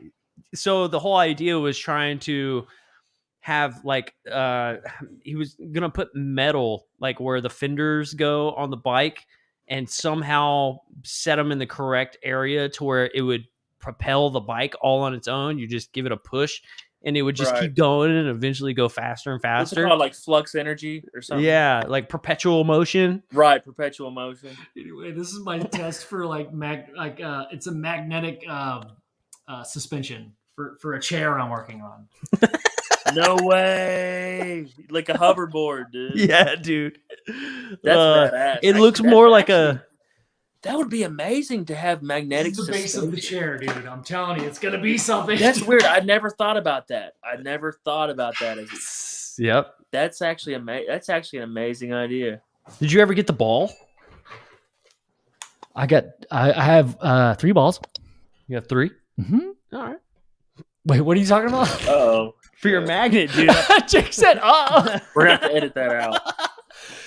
We were talking about how, like, if you have the magnet, you could put a ball, the ball joint, ball joint on there, so it would be a magnet still, but it would also be a ball joint, right? You could move around on. That was a great idea. What I did find out is that even a sphere is there's a polarity with the magnetism. So if you just put a ball in a socket, it's gonna flip and be. What I'm looking for is the opposition. So that it kind of negates the whole idea where like it's a very functional, physical, mechanical thing, but like magnetic, what I'm looking for is like minus or plus. It's like, so I'm looking for like a suspension thing. Well, I don't know who told you that, dude, but I think they're wrong. like a monorail train. Yeah, exactly. Yeah. Honestly, it's not, I'm not creating anything new. I hate my chair. The suspension sucks and it's squeaky, and I'm just trying to fix that. And instead of using the piston that it comes with an office chair, I'm trying to replace that with magnets. Bim Jim says, search ceramic nanocomposites in jet engines. That might be a little key. Oh shit! I listened to sounds him cool because he's done nuclear work. Dude, Bim Jim is dope. I love that he's even in our. I know he's so smart. He always says cool shit. That's badass. Chair explodes in the background with smoke trailing behind. Tammy said too much information, Ben. Yes, thank you. Liquid magnets. Yeah. Liquid magnets. Liquid can we say that sperm is liquid magnets because they're attracted to eggs? I guess. Dr. Scientist approved prototypes. Oh yeah. Approved. Fango, yes. Okay, all right, guys. Well, I think we're at a good place to bring in Big Willy. What do you say, guys? Big Willy. Big Willy. Big Willy. Boy. Stop yawning, fool. He's like, oh shoot. Yeah, I know this dude. What's up, man? You're muted, bud. You're muted. Okay, I'm clicking unmute mic. Do you have your shit muted? I think we're just blessed to see his face. I know. What's happening? It was your big shot, your big entrance. And you mute it. What do you think you are, Dave Scott? Let's try it again. I mean, he only does that every time he comes on the show. Yeah. There we go. Is it working now? Fuck yeah, dude, that's great. Okay, there we go. That Damn, was that dude's weird. he got a voice for radio, dude. I know He does, doesn't he? You sound like liquid magnets, man. I always say that, dude. I don't even like think a- that's a thing. The Liquid perfect magnet. voice for it. No. Yeah, So- you got like a late night like jazz radio, like Metro jazz. The radio. jazz station. Hey, Big Willy, say Joey Belafonte is about to tickle the ivories. Joey Belafontes is about to tickle the ivories. Oh, yeah. I'm tuning in for that. I don't even know what that means. Hard. I'm tuning in hard, dude. Oh, dude. man. Yeah, He's got the there glasses. There we go, Shades. dude. Yes, Oh, dude. shit. That's We- what's up, man.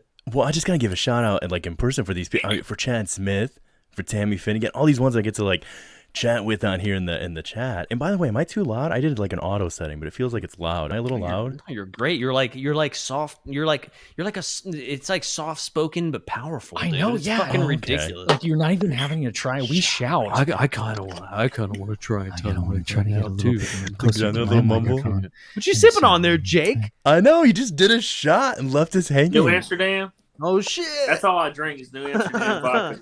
That's what's up. I was drinking the Nice. native Texan Pilsners. We were saving this for our 99th episode, but Is that like a real nice PBR? we were saving this for our 99th episode, but Bananas. we actually already drank from it. Wow.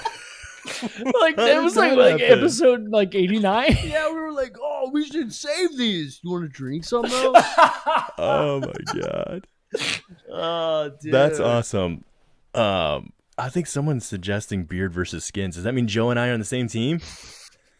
Does that mean Ben and Jake are taking their shirts off? Is that what skins enough? Because I Hey, need someone on my just team. hey, just when you see my nipples, just don't be afraid of how small they are. Yeah, That's all I'll say. dude. I mean, they're all three pretty proportional, right?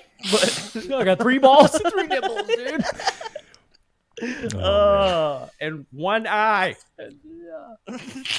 So do I've been that listening here tonight, just kind of taking us all in. Because Jake, first of all, the first time you came on here, it was great listening to that episode and hear you just kind of give your insight on the world. Because one of the things that I love the most about what Ben and Joe do here in the garage is they bring in all these different people that may not be like the mainstream or whatever, but we're all these like, we've talked about this before, like fractal pieces of consciousness, and I truly believe everybody has like that little piece they're bringing to the puzzle.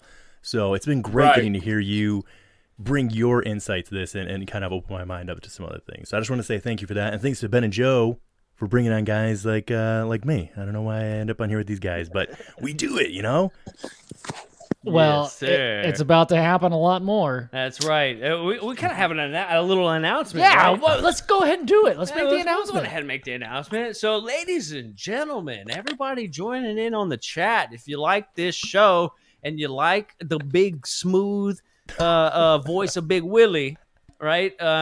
So Will is going to become a part of UFO Garage officially. So he will have Nice. his own day. And he will also be able to just hop on whatever he wants to. So he's going to be another member, right? He's going to be a separate show, but he's going to be a member of the UFO Garage. And also, if y'all haven't checked out his actual podcast, Bob, Band of Bearded Brothers, go check it out because he's still doing that, but he's just welcome to come on the platform and, Yeah. and be UFO Garaged out whenever he wants to. So everybody, welcome Big Willy to the team. I like to think about it like this, dude. It's like everybody had that one friend that their parents didn't care if you partied over there whenever, and you could just show up and you could be by yourself, and it didn't matter. And like your friend didn't even have to be there, and like you could still party. That's kind of the deal. It's like Big Willy is gonna come and hang out on the couch. You can come join him we're still figuring out a day. We're kind of talking Probably about Saturdays. I'm thinking Saturdays Saturdays? because I chatted. Obviously, she's got to talk with the producers and all that stuff. But I chatted with Lynn, and she's got to run it by Dave. But we figured like we'd kind of just do it like that, so it'd roll in from me doing whatever with you guys or this part of the show right into hers. If people want to, we have a lot of the same people that are hanging out here over also on SOR. So yes, I love that. I love the dovetail with SOR and Dave from Spaced Out Radio and Lynn Wallington from Spaced Out Radio. Like, man, we align with our I don't know, like brand, I guess. Like, it's just we're curious folk, and I love how we kind of roll into each other. So it just makes sense. I love that. So it's cool that you guys have been talking about that, man. Welcome to. I mean, we'll do like an official thing, bro. But like, dude, I'm so excited. Yeah, dude. It's kind of like how like back in the day, like I would listen to Clyde Lewis, and then after Clyde's show, Coast to Coast came on, or back even further, it would be like Coast to Coast, and yeah, dude. And then it would go into Art Bell. You would get two shows, and you got to listen to two shows. So it's kind of the same. You come to UFO Garage, and then you go over to Spaced Out Radio, man, and continue the fun. For sure. And like, I love partying up on Thursday night. I mean, Thirsty Thursdays, obviously, but I got to be up at like 5 a.m. every day. So that's what I was like, I'm going to go for the weekends. I know, but you know what we do? We go hard. We go hard for the community.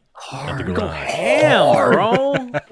Hard in the motherfucking paint. And the beauty of it is that you can do it, whenever you want. Like, dude, whenever you feel like it. I know you and I, will like, we'll chat each other like, hey, I got some shit to say.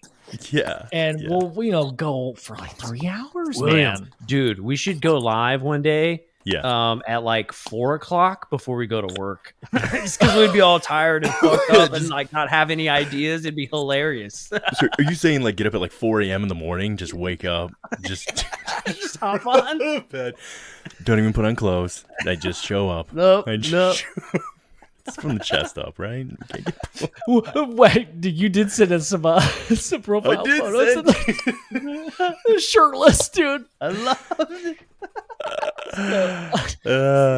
So anyway, they got a hard interview process, guys. So just know if you ever wanna, it's gonna require a sacrifice. Just saying.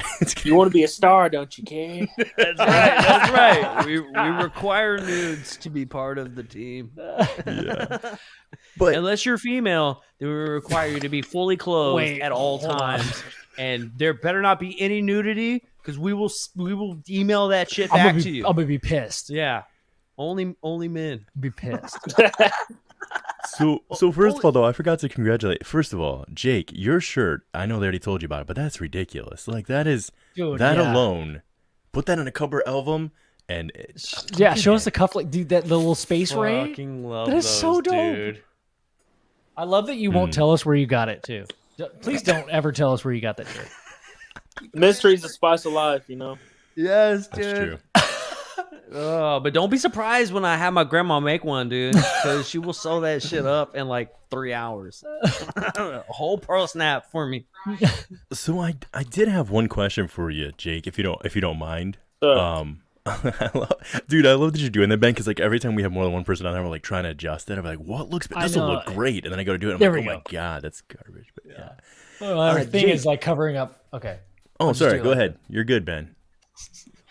Just hiding your face. Just your nose. To talk on people. He does this. I feel like his mouth is his best asset. He's got a pretty mouth, don't he? Hey, don't look at my mouth. You know what you were going for? My belly button right now. Ben, you were the reverse Wilson right there. I don't know if you guys ever watched Home Improvement, but it was really popular here in Michigan with Tim's, Tool Time, right? Oh, yeah. He was the reverse Mr. Wilson or the Wilson. Yeah, you're the reverse. It's just the mouth down. Oh yeah. Okay, I just remember that show now. I was going way back, right? Dun, dun, dun, what were you gonna say, Big Willy? Oh yeah. So in regards, and it's okay if you're not comfortable talking about it, but I was just wondering, what were your thoughts on, I guess you could say, and I always feel like just throwing it out this like saying shrooms or mushrooms is too broad, but like there ain't nothing too much for me. I ain't got no filter, and I don't get tripped on nothing. Nice. So have you ever experienced, or if you're allowed to talk about, or have a friend that's experienced, the effects of Someone who isn't me has experienced a few things. So what are your thoughts on like mycelium in particular, and like the relation to that and the human neurological network? I mean, do you see a comparison there? And has your friend ever experienced anything in that area? Comparing the brain to how mycelium reacts with nature, is that what you're saying? Yeah, just even on like the actual look of it, you know what I mean? Okay, the reflect. Well, the popular. We're gonna start with the basics. As above, so below. And I feel like that works. What's the words for that? What's the modern way of saying that? Yin and yang, but that's like old way of saying it. The nano to the what's it called? Micro to macro? Right, micro, macro, as above, so below. Pretty much the deal. Which is it's not the same thing with mycelium because it's not a difference in size. But it's within that. It's kind of within that realm of thought pattern. I noticed one time, my very first time trip. There was 1 year. There was a year in 2014 where I experimented with it a lot, and my very first time taking it, I was in the woods. It was the most beautiful day of my life, actually. It was snowing, but the sky was bright. It was a beautiful, bright blue sky. Sun was out, but the snow was just so full and crisp, and it was just the most beautiful day of my life. And I'm walking through the woods. I'm smelling scents I've never smelled in my life. I'm hearing sounds and frequencies. I can completely map out the woods. Like the woods, there's no mystery about the woods. I know that where this creek is going to guide me to. I know what these hills are.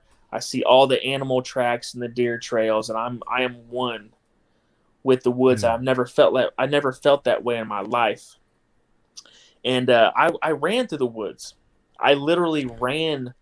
I ran as fast as I could through the woods without falling down, without worrying about getting lost, because I understood the layout of the woods, and because of what it meant. I knew what these dips meant. I knew how the reason why the creeks moved the way they did, and where they would end up, and why it got flat, and what that meant, and why there was certain plants and certain, like, it all made sense. So I never got lost. I never had the fear of getting lost. And I feel it's crazy you asked me that, because I actually have I feel like I had the answer about a week ago. I probably got to refresh my mind, because your brain kind of works in frequencies. Since I've taken a couple shots of vodka, I'm not on the same radio station right now to really see the pure vision that I had to answer this. But I'm getting close to it. But the main reason I ask, and I know it's kind of an off the wall question to just come in and ask that, but the reason I was bringing it up is because you mentioned Jimi Hendrix and the connection that you feel you have there.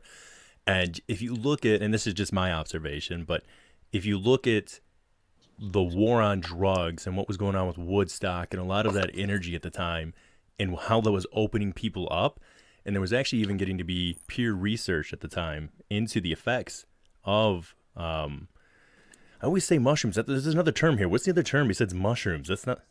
Psilocybin? Psilocybin. Hallucinogens or psilocybin, the effects of that on the human consciousness, even at that time. And then all of a sudden the war on drugs comes in. And a lot of people thought it had to do with, like cocaine and heroin, which, that was going on. But I wonder.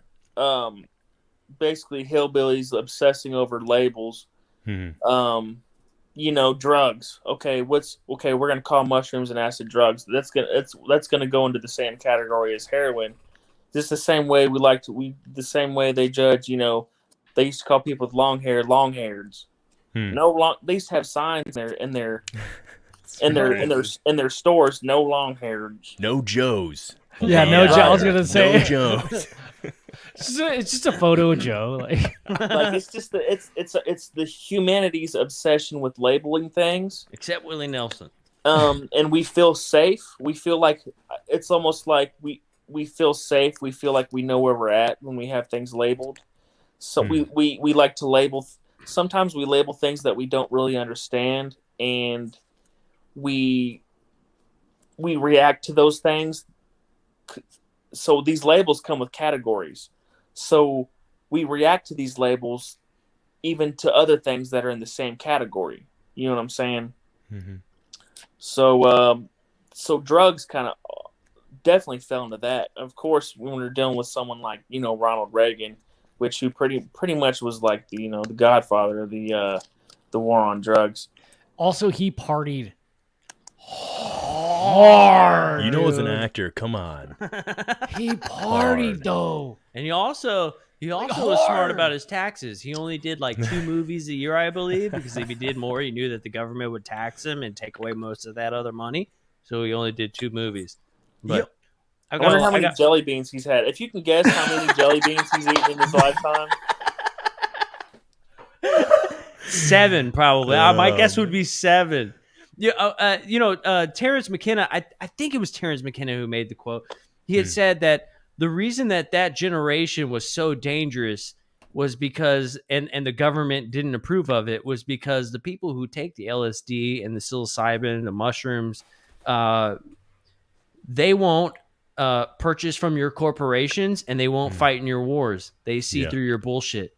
They saw at that time too, as well, and they saw that as a form of communism. There was that big communist scare at the time. Of course, is why we were in Vietnam in the first place. Allegedly, it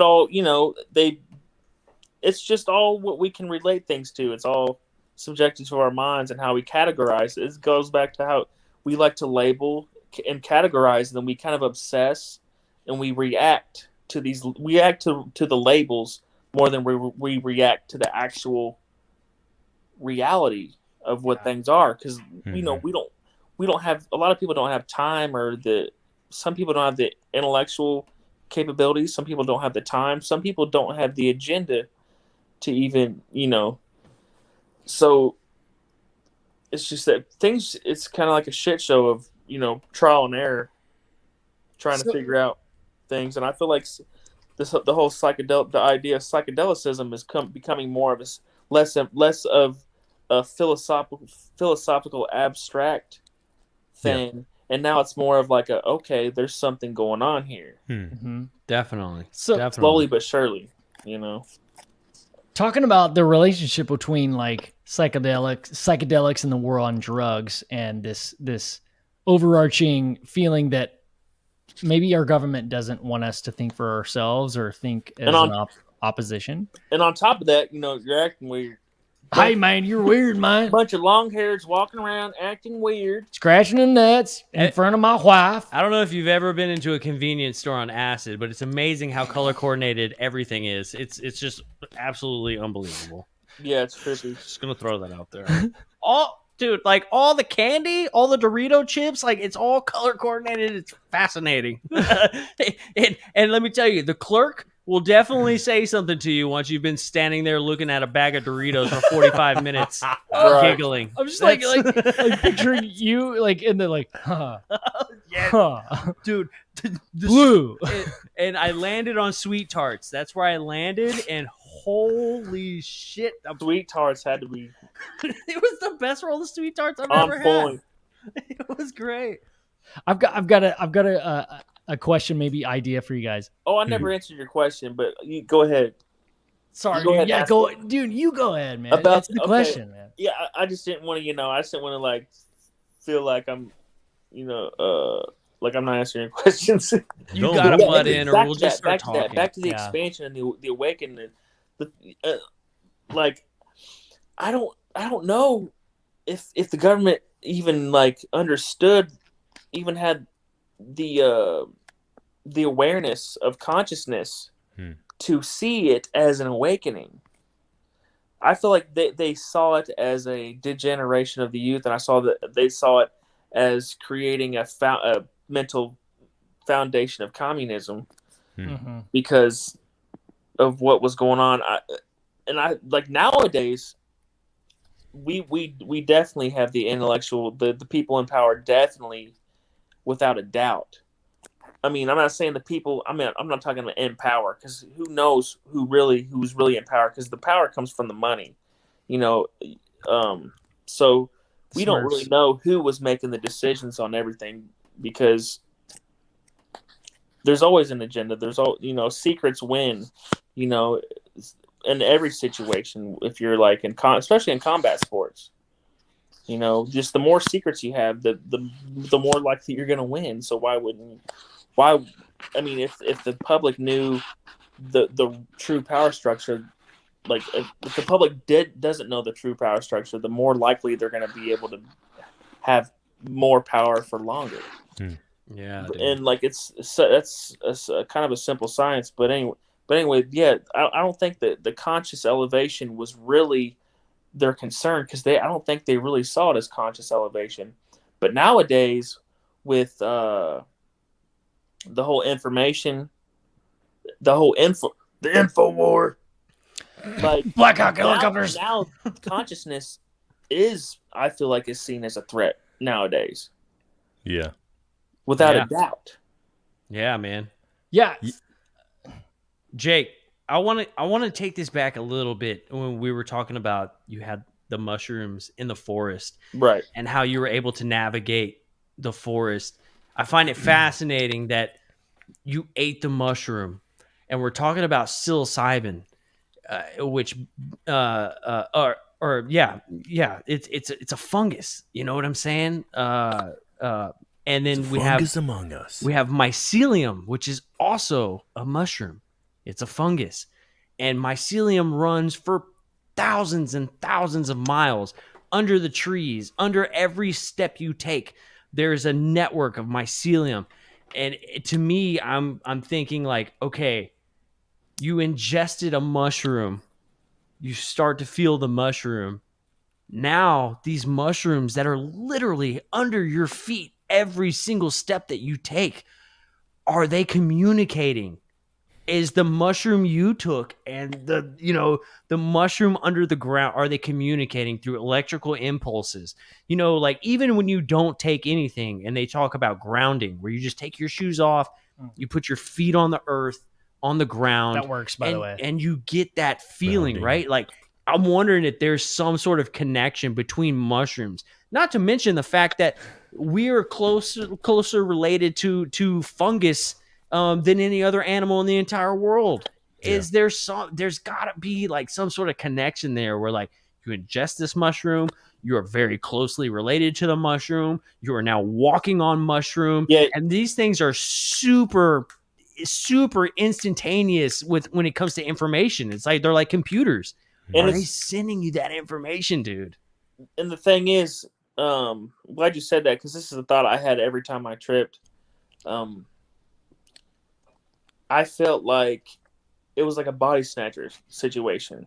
Like, I feel like it was almost like, how some like funguses take over an insect, and it controls everything they do. You know what I mean? Like the fungus almost has like a brain of its own. The cordyceps, there's a species of cordyceps mushroom. And it's like it feels like a body snatcher situation. Yeah. Because your eyes go, like, your pupils get turned black, and you are more than under the influence of a chemical reaction.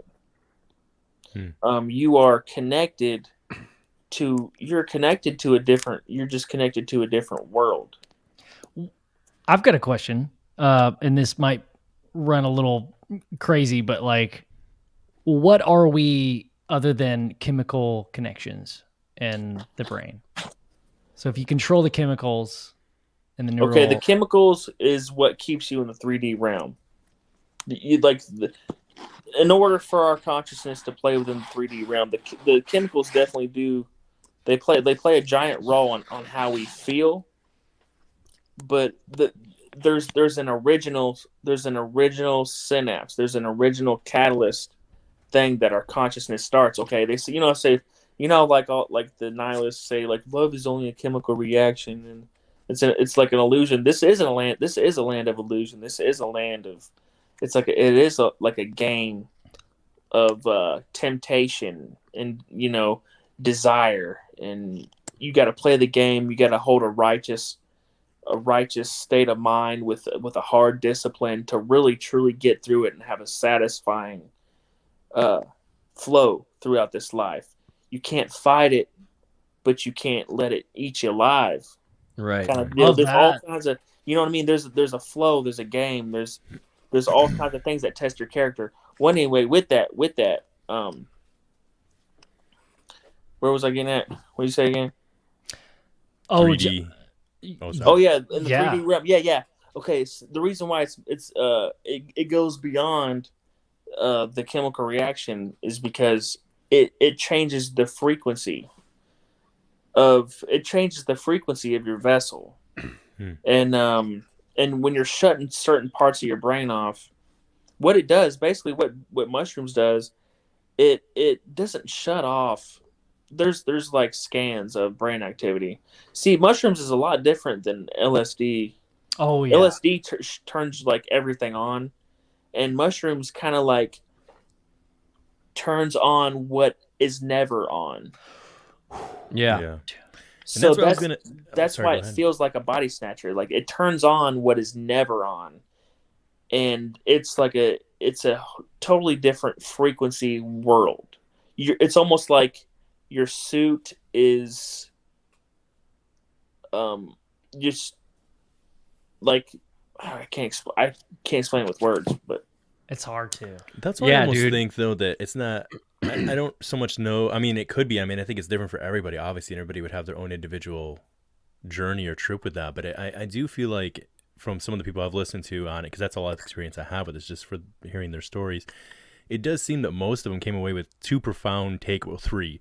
One was the most common one was that they no longer feared death. That was like the number one takeaway for almost all of them. And then number two was experiencing immense amount of fear and love all at the same time, but fear and then love.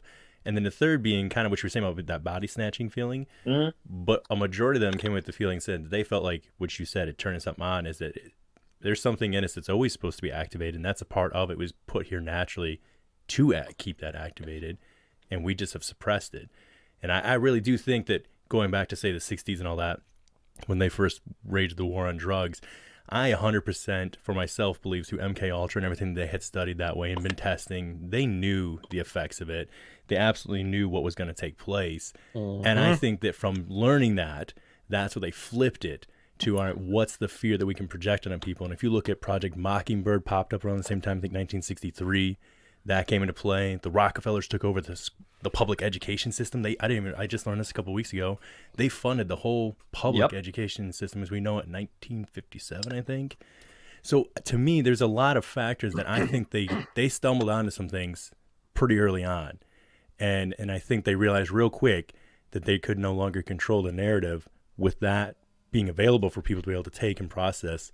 I think it would awaken too many people, as it were. And I could be totally wrong about it. It's sad because fear keeps this game. Fear keeps the elements of control in control. And it's kind of sad because even the people in control, they're selling themselves short. That's kind of realized when someone's messing with you, they think they're getting you. It's you're selling yourself. You're selling yourself short more than I'm. You're taking more of a beating than I am, because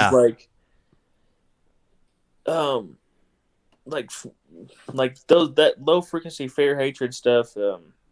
It doesn't do anything. It's an ego trip, and that's kind of what the fear is in the mushroom trip.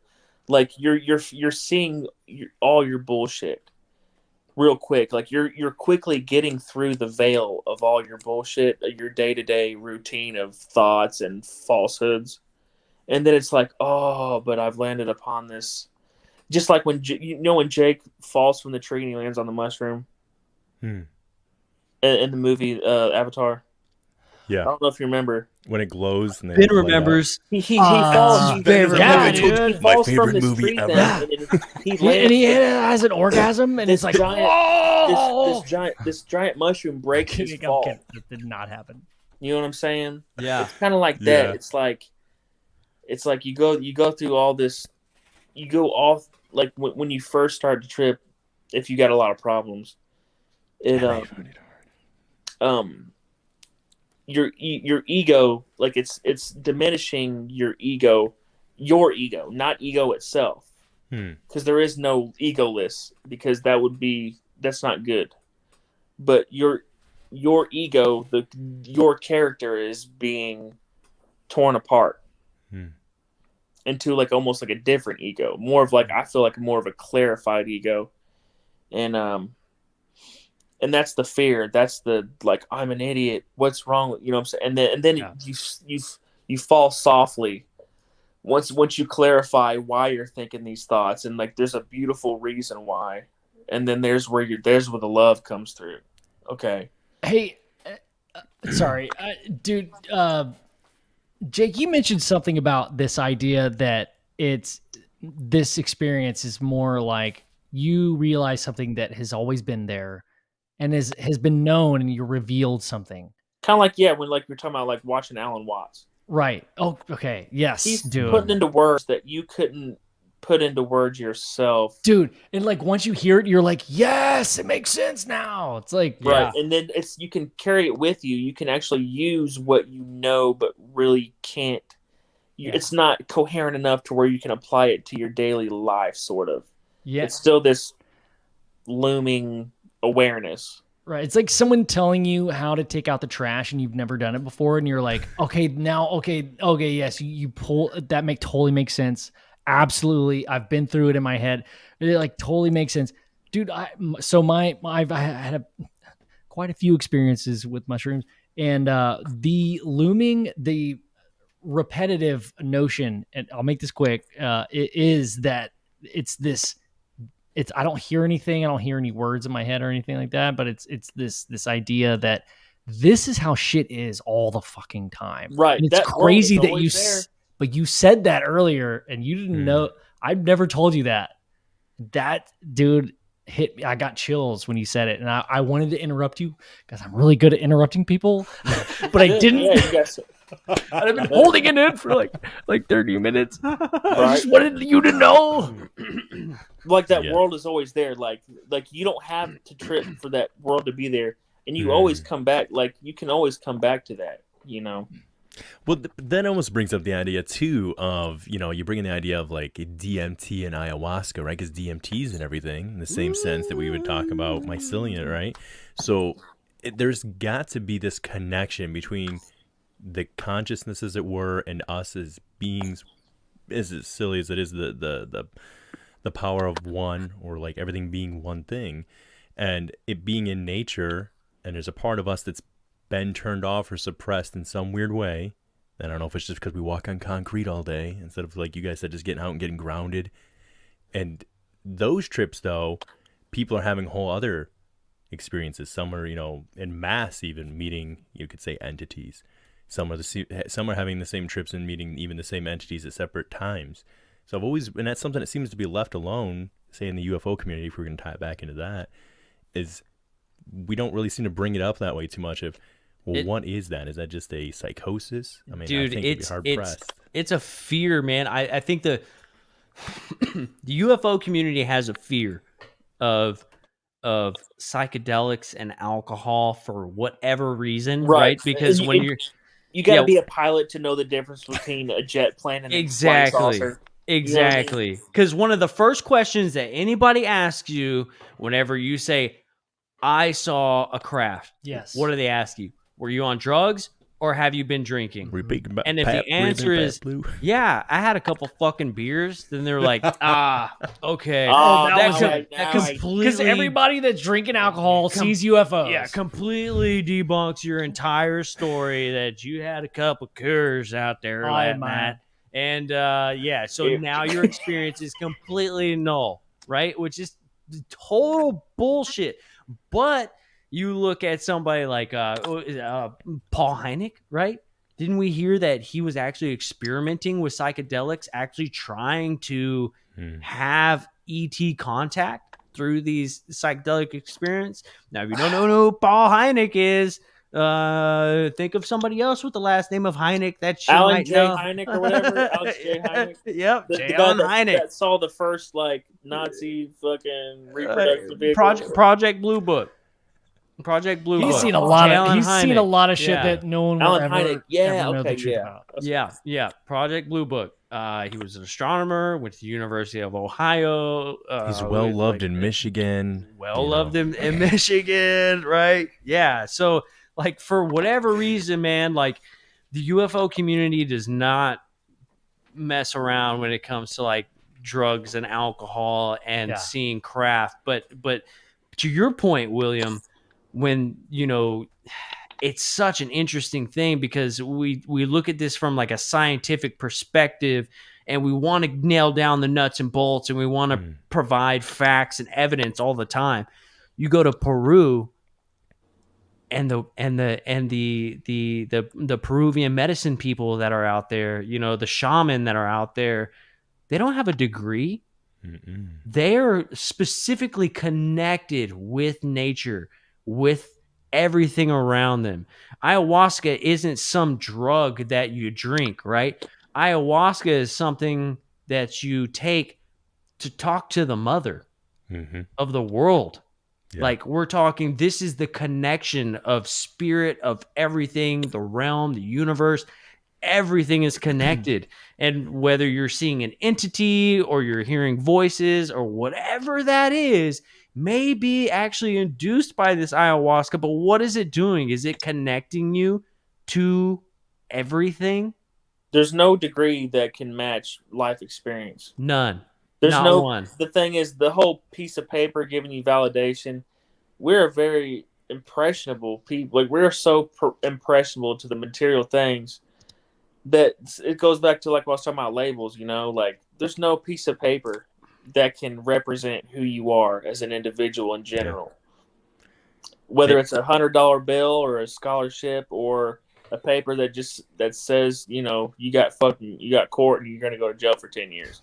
It doesn't represent you, Yeah. Like my sister is a doctor, but you still got to tell her to come in out of the rain when it's raining, She's not all there when it comes to just like regular, just being a smart person. Like she's fucking brilliant when it comes to animal science and being a doctor and this and that. She's a professor at universities and stuff like that. But other than that, I've seen her walk into plenty of glass doors in my lifetime. Like at least 3 that I know the cool of. Thing, because everybody's gifted. Like the thing is, even people I fucking despise, I still admire what they have that I don't. Like it, that like LeBron James. What they right. Like he's always faking. He's always like crying, acting like he got fouled, but he can play. He can act. Dude, he's gonna get the next Emmy. He will ball on me, bro, for sure. Ball like cry, like yes. But like I've learned so much from like my biggest antagonists. Like it's weird how much I've learned from the people that has tried to destroy me, that I've taken with me, that's made me like impenetrable, And just everybody's got something, and like that. I feel like Western society kind of, same thing. I feel with ADD, ADHD. What if your purpose in life isn't to sit down all day and listen to someone that doesn't know what the hell they're talking about tell you what to fucking think? You know what I'm saying? Yep. Like that whole ADD thing's trash. Like they're ADD. You got ADD. You're a hunter gatherer. I mean, you don't want to sit there and stare. You're looking around. You're moving your body. You want to focus. You're not staring at this tree. You're moving. You want to move your body. You want to look around. You want to see. You want to survey. You're in the moment. You're pinpointing. You know what I'm saying? I've dealt with ADD my entire life, and I mean, Joe, you could probably speak to this, but it can sometimes be a little distracting. It's a double-edged sword. Sometimes you can't. This dude will sit down and get up like 8 times in like 3 minutes. My wife has to give me a cap of projects that I can start. And then I know that I can finish. I have to physically say how I'm going to finish that project before I get started. Yeah, no, I like that idea. Like, dude, the hunter gatherer thing. Like, I think there is a limit where there's like a line where a lot of people say, "Oh, I have ADHD" or whatever. Right. But I get where you're going with that, Jake. Like, maybe there's something a little deeper that we're diagnosing as a much more serious thing. Which in reality, it's like what your that person's actual reality is just not intriguing them and not stimulating them to their full potential. That could totally be what's happening. Because our obsession with categorizing things, especially consciousness, we try to categorize their behavior as if it's like some almost like we're categorizing like a V8 to a V6 or like a Hemi to like a big block Chevy. You know what I'm saying? It's like, it's not like that. Consciousness ain't like that. Like, the reason why this world's so messed up is because we all pretend we know what's going on. And what I love about the whole UFO community and the paranormal community is the real people, the people that are appreciated the most, aren't the people that say they have all the answers. Mm-hmm. They say, I acknowledge that this phenomenon exists. I know a lot about all these things and how they come together and to create, a synchronistic picture, but I don't know exactly what's going on. Like, even like the MILAB people, it's even hard for me to believe people talking about, like, I saw 3 reptilians and 2 grays. Reptilian was being an asshole. The gray was just standing there all weird.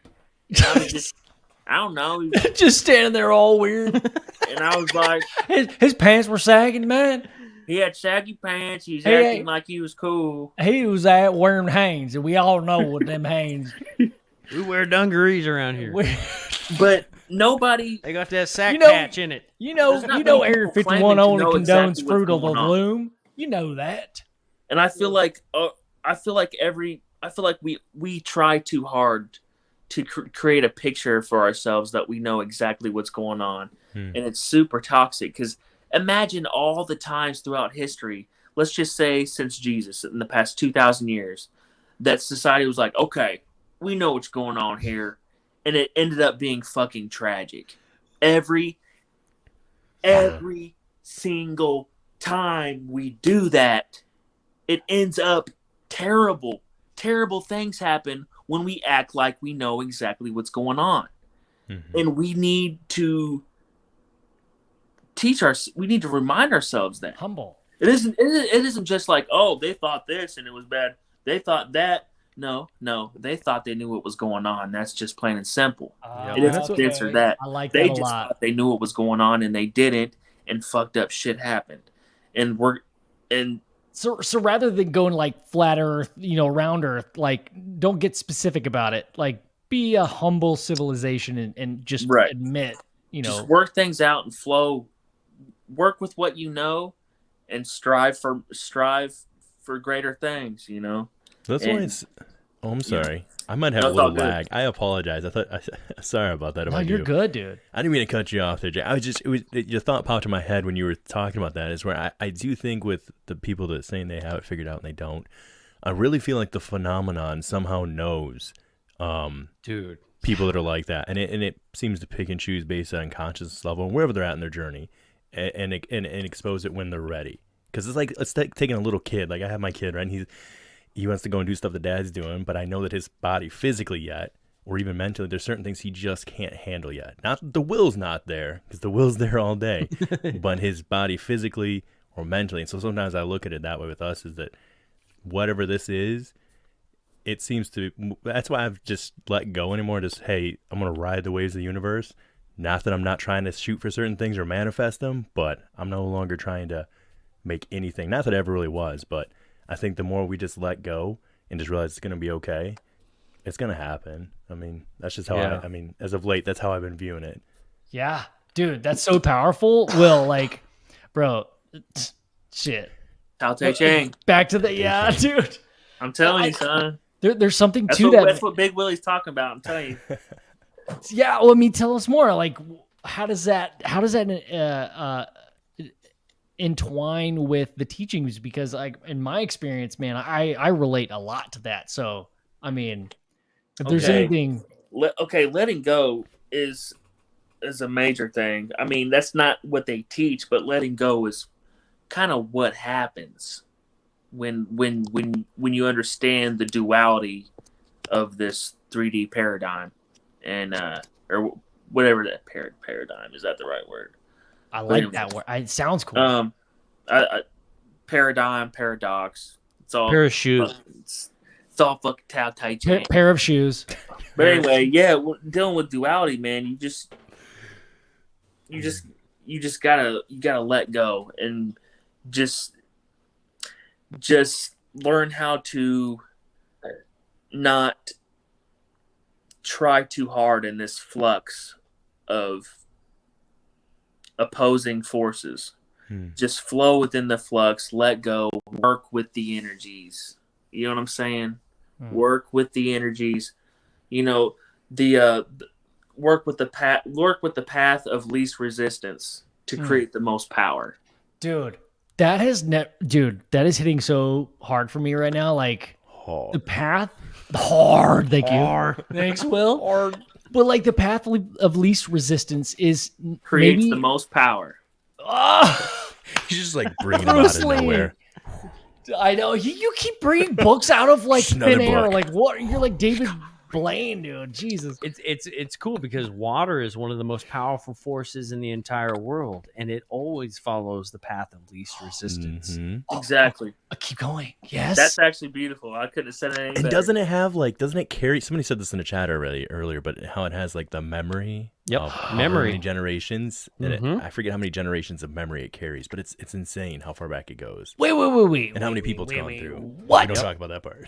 Wait. I never heard about that. You can hold information.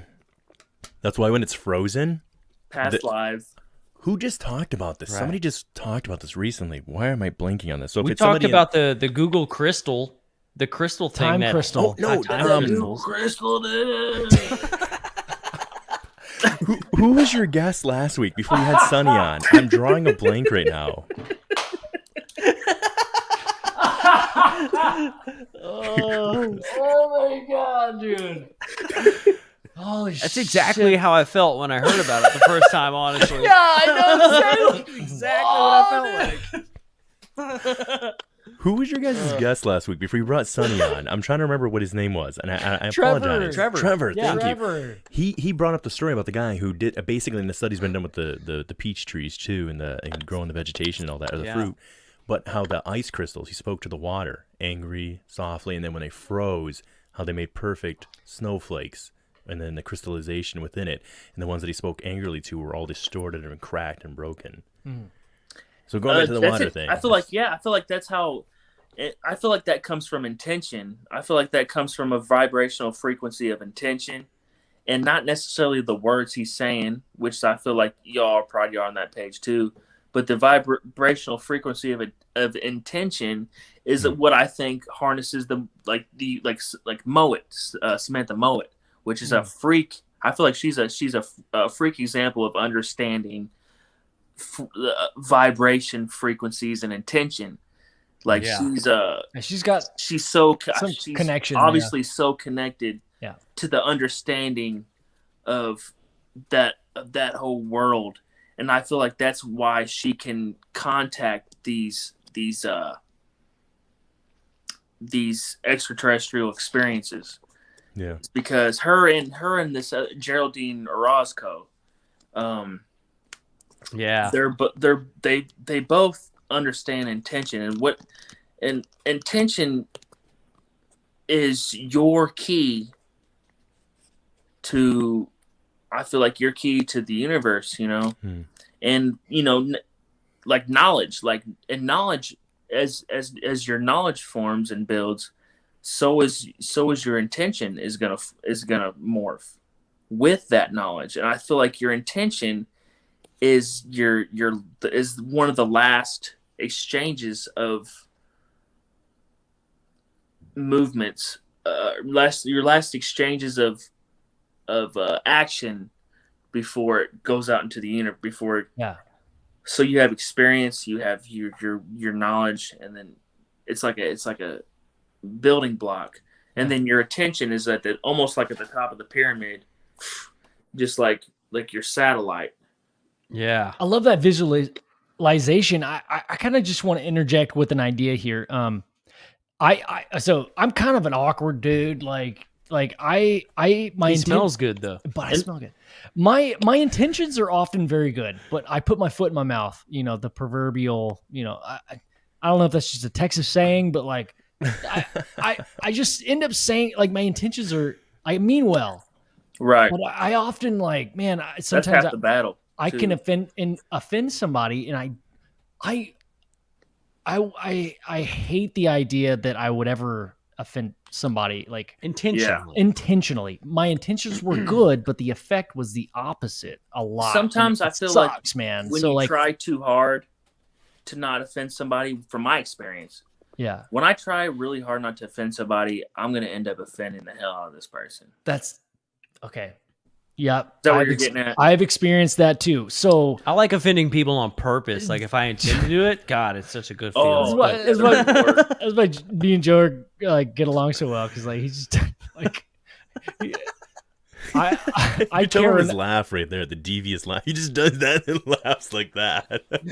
But okay, so I did have a point though. But so like we're talking about like this superpower of intent being maybe the anti-gravity, the answer to balance out this force of consciousness, right? Of intent.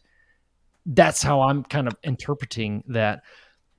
So my question is, maybe the wrench that I'm pulling into this conversation is sometimes the intent can be interpreted differently. So that brings in this other factor of interpretation. But where's that intention coming from? Like when you're trying not to offend somebody, your intention of trying not to offend them comes from an insecurity.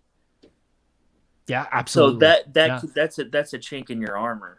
When you're focusing your energy, right? You have to almost like align in your chakra or whatever. Oh. Each part of that building block of the pyramid of your thought process has to you have to to get the strongest signal. Each chink, each chain in the process has to be clean for you to almost like a Jedi, like focus your energy. So. Your intention was to be nice, but your intention to be nice was from an insecurity. So it came off like sarcastic or some shit. Like your midichlorian was all off. Dude. Midichlorian, dude. Yeah. So like literally in what you just said there, you probably triggered so many Illuminati people just by what you said was profound and accurate, but because you threw up the symbol. That's Illuminati symbol. Also, four people. There was 4 people in there. They were like, oh.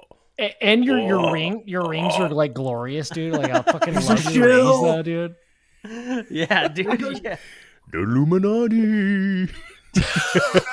It sucks you can't even make the symbol of a triangle without somebody shitting all over you for being part of some secretive group. I do this all the time. Everybody's like, "Hail Satan!" I'm like, "No, that's not what he means. It's rock. It's like rock and roll, man. I mean, like Jesus. rock and roll. Shit."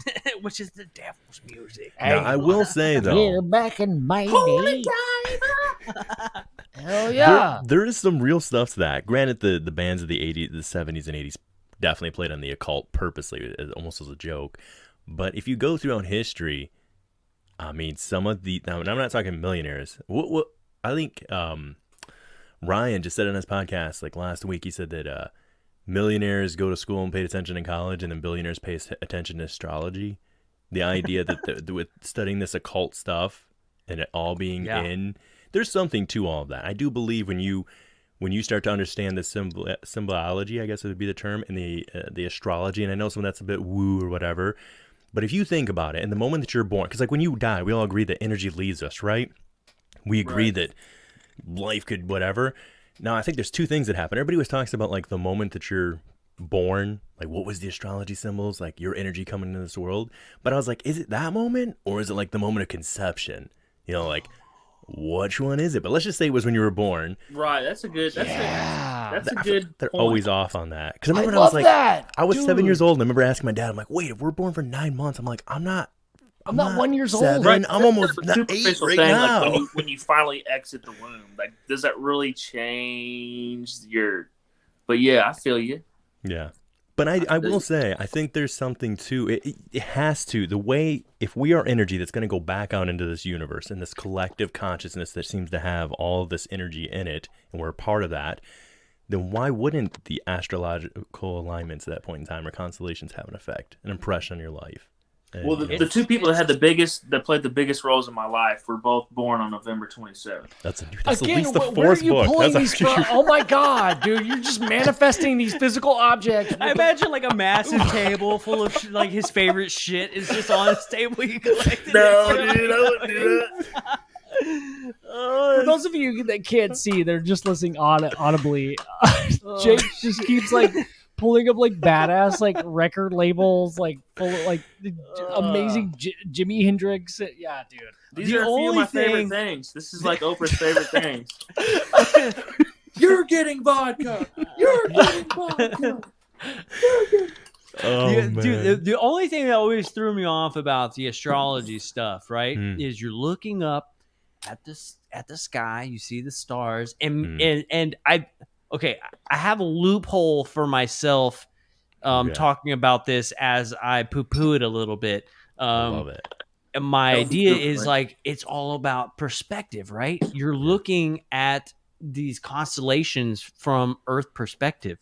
But if you went somewhere past these constellations and you landed on another planet and you looked at them, they wouldn't be there because they're they're in completely different spots from your perspective. So those signs, those images, those things that we see in the sky no longer exist, right? Because they're not there anymore. But oh shit! Oh yeah, that's funny. Chad said Jake has flashed at least $150,000 on camera tonight. Dude, the shirt was Balling. $10,000 alone. Easy. Balling. Come on. But yeah, so the astrology thing, you know, we're going off these stars and these signs. But if you go to another planet, maybe outside of our solar system, right? They don't look the same. There is no lion. There is no goat. There is no house of bread. You know, these signs don't exist anymore. The peony. Now, my little loophole out of this is that maybe it's not so much the sign. Maybe it's the stars themselves, the energy of the stars themselves. And we just so happen to actually lock on to the energy of certain stars within our sky and then create a picture of it because of our human mind. Now, it doesn't matter what planet you're on or what part of the Milky Way you're in. If you see these certain stars, you receive this energy or this connection of some sort, you know? So I think that has a lot to do with it. I think because the whole thing was, I totally went in on this in my head and I was like, I believe it, but I also think it's bullshit. And so I went through this whole thing on like why I believe it, but why I also think it's bullshit. That's kind of what I came up with was like, okay, it's bullshit because you go somewhere else and they don't look the same. So why would that make any fucking difference on your life on what it looks like? But then my little loophole was, well, maybe it's not what you're looking at, the picture. It's the object itself. Maybe there's a certain object within that area that you're drawn to. And just the human mind makes pictures out of everything, right? If there's two things I could add to that, because I do 100%. I love one of the things you said about how there might be one you're drawn to, because there's 100% a star that like it's not even a faint. I have to look it up. I took a screenshot of it. You guys have the Starfinder app? You have the one that like yeah, Night Sky. I had to get it because I kept waking up like for a month at 3 a.m. and I would like I'd just be awake and I'd be like, I gotta look out the window. This is the dumbest thing, but I would be like, I gotta look out the window, and it would be the same spot every time. And I finally was like, which one? What is this one? And I'll look it up. It's something like U20, whatever, 19, whatever they call it.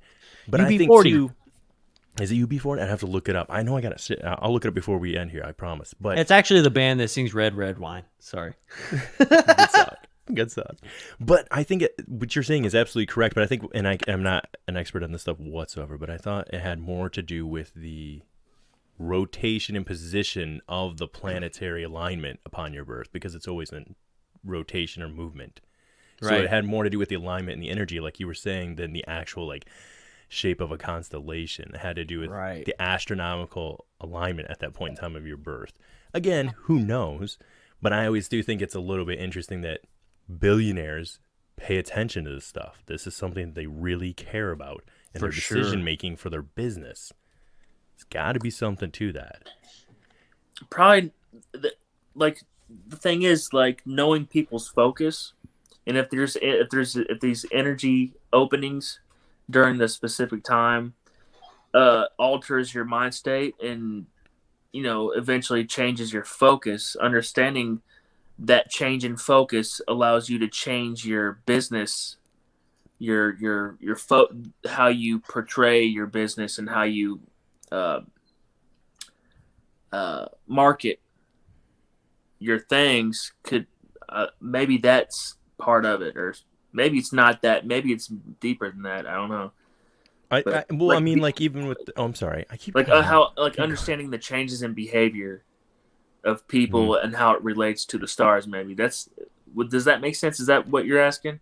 Oh, I would agree to that. I guess what I'm saying is like, even like with them picking their symbiology. So like, look at Nike's Just Do It, right? And the symbol, I guess, and this gets way out there, the conspiratorial stuff, but they play on certain color patterns and symbols that we just don't realize that are been conditioned into us from an early age to have a meaning. Or perhaps you go even further and say with epigenetics, it's almost pre-built into us that upon seeing this symbol or seeing that, it triggers something in us. There's a reason they were talking about how it's weird how red is usually associated with stop, right?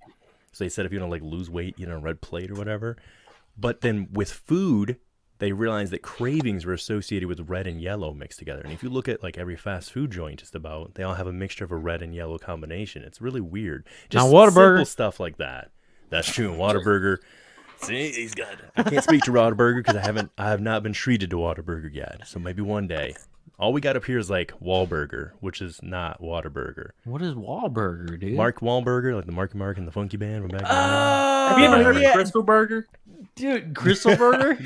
Dude, it's terrible. It's like a bad White Castle. It's called Crystal because it's cheap and fast. It's bad. Oh, dude. I think there's a couple Crystal Burgers in Texas. It's really disappointing. Dude, I had a Carl's Jr. burger the other day, and I was kind of upset about it. Is it the same as Hardee's? I think so. Or Carl's. What's that other one? Oh my God, I'm glad I remember this. Carl's Jr. Speaking of Carl's Jr., has anybody seen the movie Idiocracy? Yes, dude. Yeah. Yes, dude. I feel like this is exactly what's going on. Oh, it's pretty bad. Oh my God, I feel like Idiocracy. I literally deeply identify with every statement they try to make in every scene. And I don't know if it's some fanboy shit. I don't know if I just like, dude. Idiocracy is like with it, and I just want to agree with it. But it is coming. It is 100% true right now. Like, it's ridiculous. Like, we are gonna start giving plants Gatorade because they need electrolytes. It's like dude. it's just stupid. like it's almost like the story of Jesus. It's like the one dude who gives a fuck. Yeah. You make him fight to the death. Yes. Hey, I'm the one dude that gives a fuck and knows what to do. Okay, let's torture him. Have you? And I was almost hoping Ben would be here, but maybe I'll hold off till Ben's here because he may. I was chatting with him about this before, so I don't know. Well, I guess I can ask you guys. I see him back there. Looking at him, he's trying not to pee his pants. Did you see him just run? That was a sideways. That was a cowboy run if I've ever seen a Texas run in my life. That is a man who looks like he rode a lot of horses but didn't. I don't know. Big Willy wants to tell you something. Are those nuts? Are you about to eat some nuts? I brought some nuts. I got them. Have either of you three? By the way, Ben, if you check your phone, you can show Joe what I was talking about. I sent the picture of the constellation or the galaxy. I don't know why. It's like it always pops up. It's super bright for me. But anyways, have either of you three seen Midnight Gospel? No. Oh, the cartoon, Duncan Trussell's cartoon. Yeah. I gotta see that. started it, and I was I loved it, but no, I like watched the first episode, but it was a lot. It was a lot. It was really good though. Jake, if you get a chance to look, it was not my thing at all. Like normally that style of animation, I'm not into. Right? What is like Super 2D? No, it's like it'd be almost like what would you Trippy compare as it to? fuck. Yeah, very trippy kind of. You ever watched Adventure Time? It's kinda- Okay, yeah. You know the there's like a sub set of characters like called the Lemonheads or something like that, and they're like screaming at each other the whole time, like ah! It's kind of like that, but like Okay, the like- entire time. So Remember like, the mushroom people that were just like, we're mushroom people? Pretty much. pretty much like it's hard to watch late at night when your wife is trying to sleep and you're not trying to wake her up and you're And in a like, small and apartment. you know if she's awake, she hates it. Yes, Right. That's why I That's could what not it is. watch it. So yes, I literally watched it I watched it all in one sitting. I sat down and watched from one to the end, right? I think there's 8 episodes. And I didn't intend on doing that. I was just like, Ryan kept mentioning on his podcast, and I was like, all right, I'm going to check this out. And I went to go and watch it, and it was like, I was hooked. Just the animation almost has nothing to do with, that's what was weird, like the storyline. It's separate almost. And then it kind of ties in. But I don't cry about a lot of things, but I literally, the last episode is like 37, 38 minutes long, and I cried for 25 minutes of it, at least. Like, just, Damn. Not- That's Duncan not a- Trussell, right? dude, Like yeah, it was, laughing? no. Not a cry as in like happy or bawling. And it was like one of those, like, like you have a soul cry. I don't know how to explain it, but like you have like Yeah, a sometimes I'll profound hear, moment. Yeah, I'll just, it's almost like a gratitude, like I'm here. Yeah. Yeah, no, it really was. It was like an opening, just recognizing, because it was hard. I don't want to ruin it for anybody, but if you listen, when I went and say just go and watch the last episode, but try to watch them all if you can. But if you could, watch the last 2 in particular. But for sure, watch the whole series if you can. And Holy it shit. deals with the idea of the consciousness and us being in like a whole Is it his video game. voice? Yeah, he's the main Is he character. talking? Is he like, what if like? So you know what it is? It's actually pieces, and this is the beautiful part about it. He didn't even know he was going to make this cartoon. right. He took pieces of his podcast from over the years, and in these conversations molded a That's storyline. badass. I can't was wait. really well Here, I need to done. write that down. What's it called? Yeah, Hold on. The Midnight Midnight Gospel. Gospel. It's on Netflix. If anybody Yeah. ever wants to check it out. Bro, I always cry at the end of La Bamba. Fuck. I mean, who doesn't? Kills me. Okay, another one that got every me? Time. Speaking of movies that made me cry, bro, on New Year's I keep it together, and I know I'm getting more emotional in my old age now. Did I break up on you guys? No, I was just trying to open up this box. Oh, I just didn't know because it like froze on my screen for a This second. box I of guess I'm nuts. good. So the movie, the Marvel's Avengers Endgame, at the end, I legit, like when they all showed up and just started showing up for whatever reason, I felt a tear just swell, and I was like, keep it together. Don't. And I was like, Christina was sitting right there, and her dream is to see me cry over a movie, right? Because she cries about movies all the time. And I was like, this can't be the movie that I'm about to. Like, I was. Wait. Was it the moment that like Spider-Man and Ant-Man are like, hey, let's take down this big guy? Like, what part of Avengers were you watching? The end. It was when like Doctor Strange opens up like all the portal holes, and they're just showing up to fight. It wasn't even a moment of like. and it was like, oh my god, It was just everybody's so helping. overwhelming. Yeah, I was. Yay. Okay. And then of course, yeah, the end. I And got for anybody pretty- who hasn't seen it, I don't want to ruin it for you, but yeah, at the end, I was like, I mean, I Yeah. couldn't. I was. I haven't seen all of the Marvel movies, but that was pretty emotional. Just they did a good job. You didn't Yeah. even have to see the other movies. Like it was pretty cool. It was Oh like, no! The number one that's always made me cry though, from the time I was young and I didn't even try to hide it, was Wilson. When he loses Wilson, oh, come leaving on, the man. island. You're trying to make me cry. Come on, if you didn't cry, You're when trying to he- make me, dude, What are you Sorry, no, serious? when- Dude, when- I'm no, sorry. listen. When Tom Hanks beautiful turns around manly- and he's looking back at that island, and then that moment, because the reason why it always hit me, and I was like 10 or 11 years old when I seen that movie. He's looking at him like, Before he we're do- loses Wilson, we're doing even. this, dude. Exactly. Judge, There's that he's- moment he looks back and he's like, 8 years of my life. I just like, and it was that moment where he just realized like that was his home, and he's losing it, and then he loses Wilson, and he's legit so attached to this thing that's now become a real person to him that he bawls his eyes out and almost killed himself trying to get to Wilson and losing his own life from a raft. He was that attached. Joe, how dare telling you? you. How dare you snicker? So sorry. No, I love it, Joe. It's dare you, laughable. dude. Listen, when my wife asked me, she's like, "What movies made you cry?" I told her, and that was her reaction. How Joe Castaway. is laughing, she. Look, this is how hard FedEx workers work. This is FedEx. Oh, bro, the show Undercover Boss. Every time on that show Undercover Boss, whenever they get to the one person who's like, my kid has a cleft lip. I've been working here for 35 years. I make $7.83 an hour. And then at the end of the show where they're like, bro, I'm going to pay you $9 an hour now. But also, I'm going to pay to get your kid's cleft lip fixed. Also, here's a new Ford Fusion. I bought you a car. And I also put $50,000 in a college fund for your kid. This cost me nothing. Bro, that shit makes me like tear up a little bit because they're like, what? They're like, what? He doesn't have to pay taxes off of anything off of the company because of this. I know Yeah. it's all donations. But dude, that shit makes me tear up because those are like real people, dude. They're like real ass people Man. working at like Dollar General and shit, and like they're just trying to make it, bro. You know, and I feel that like it really hits me. It really know what, does. bro? I'm not even gonna lie. When Forrest finds out he has a kid, is mine the only one that fucking balls my eyes out? Forrest Gump? Yeah. Wait, When he's like, is he locked? Is he retarded? And she's like, no. I was like, oh, my God. Thank God. No.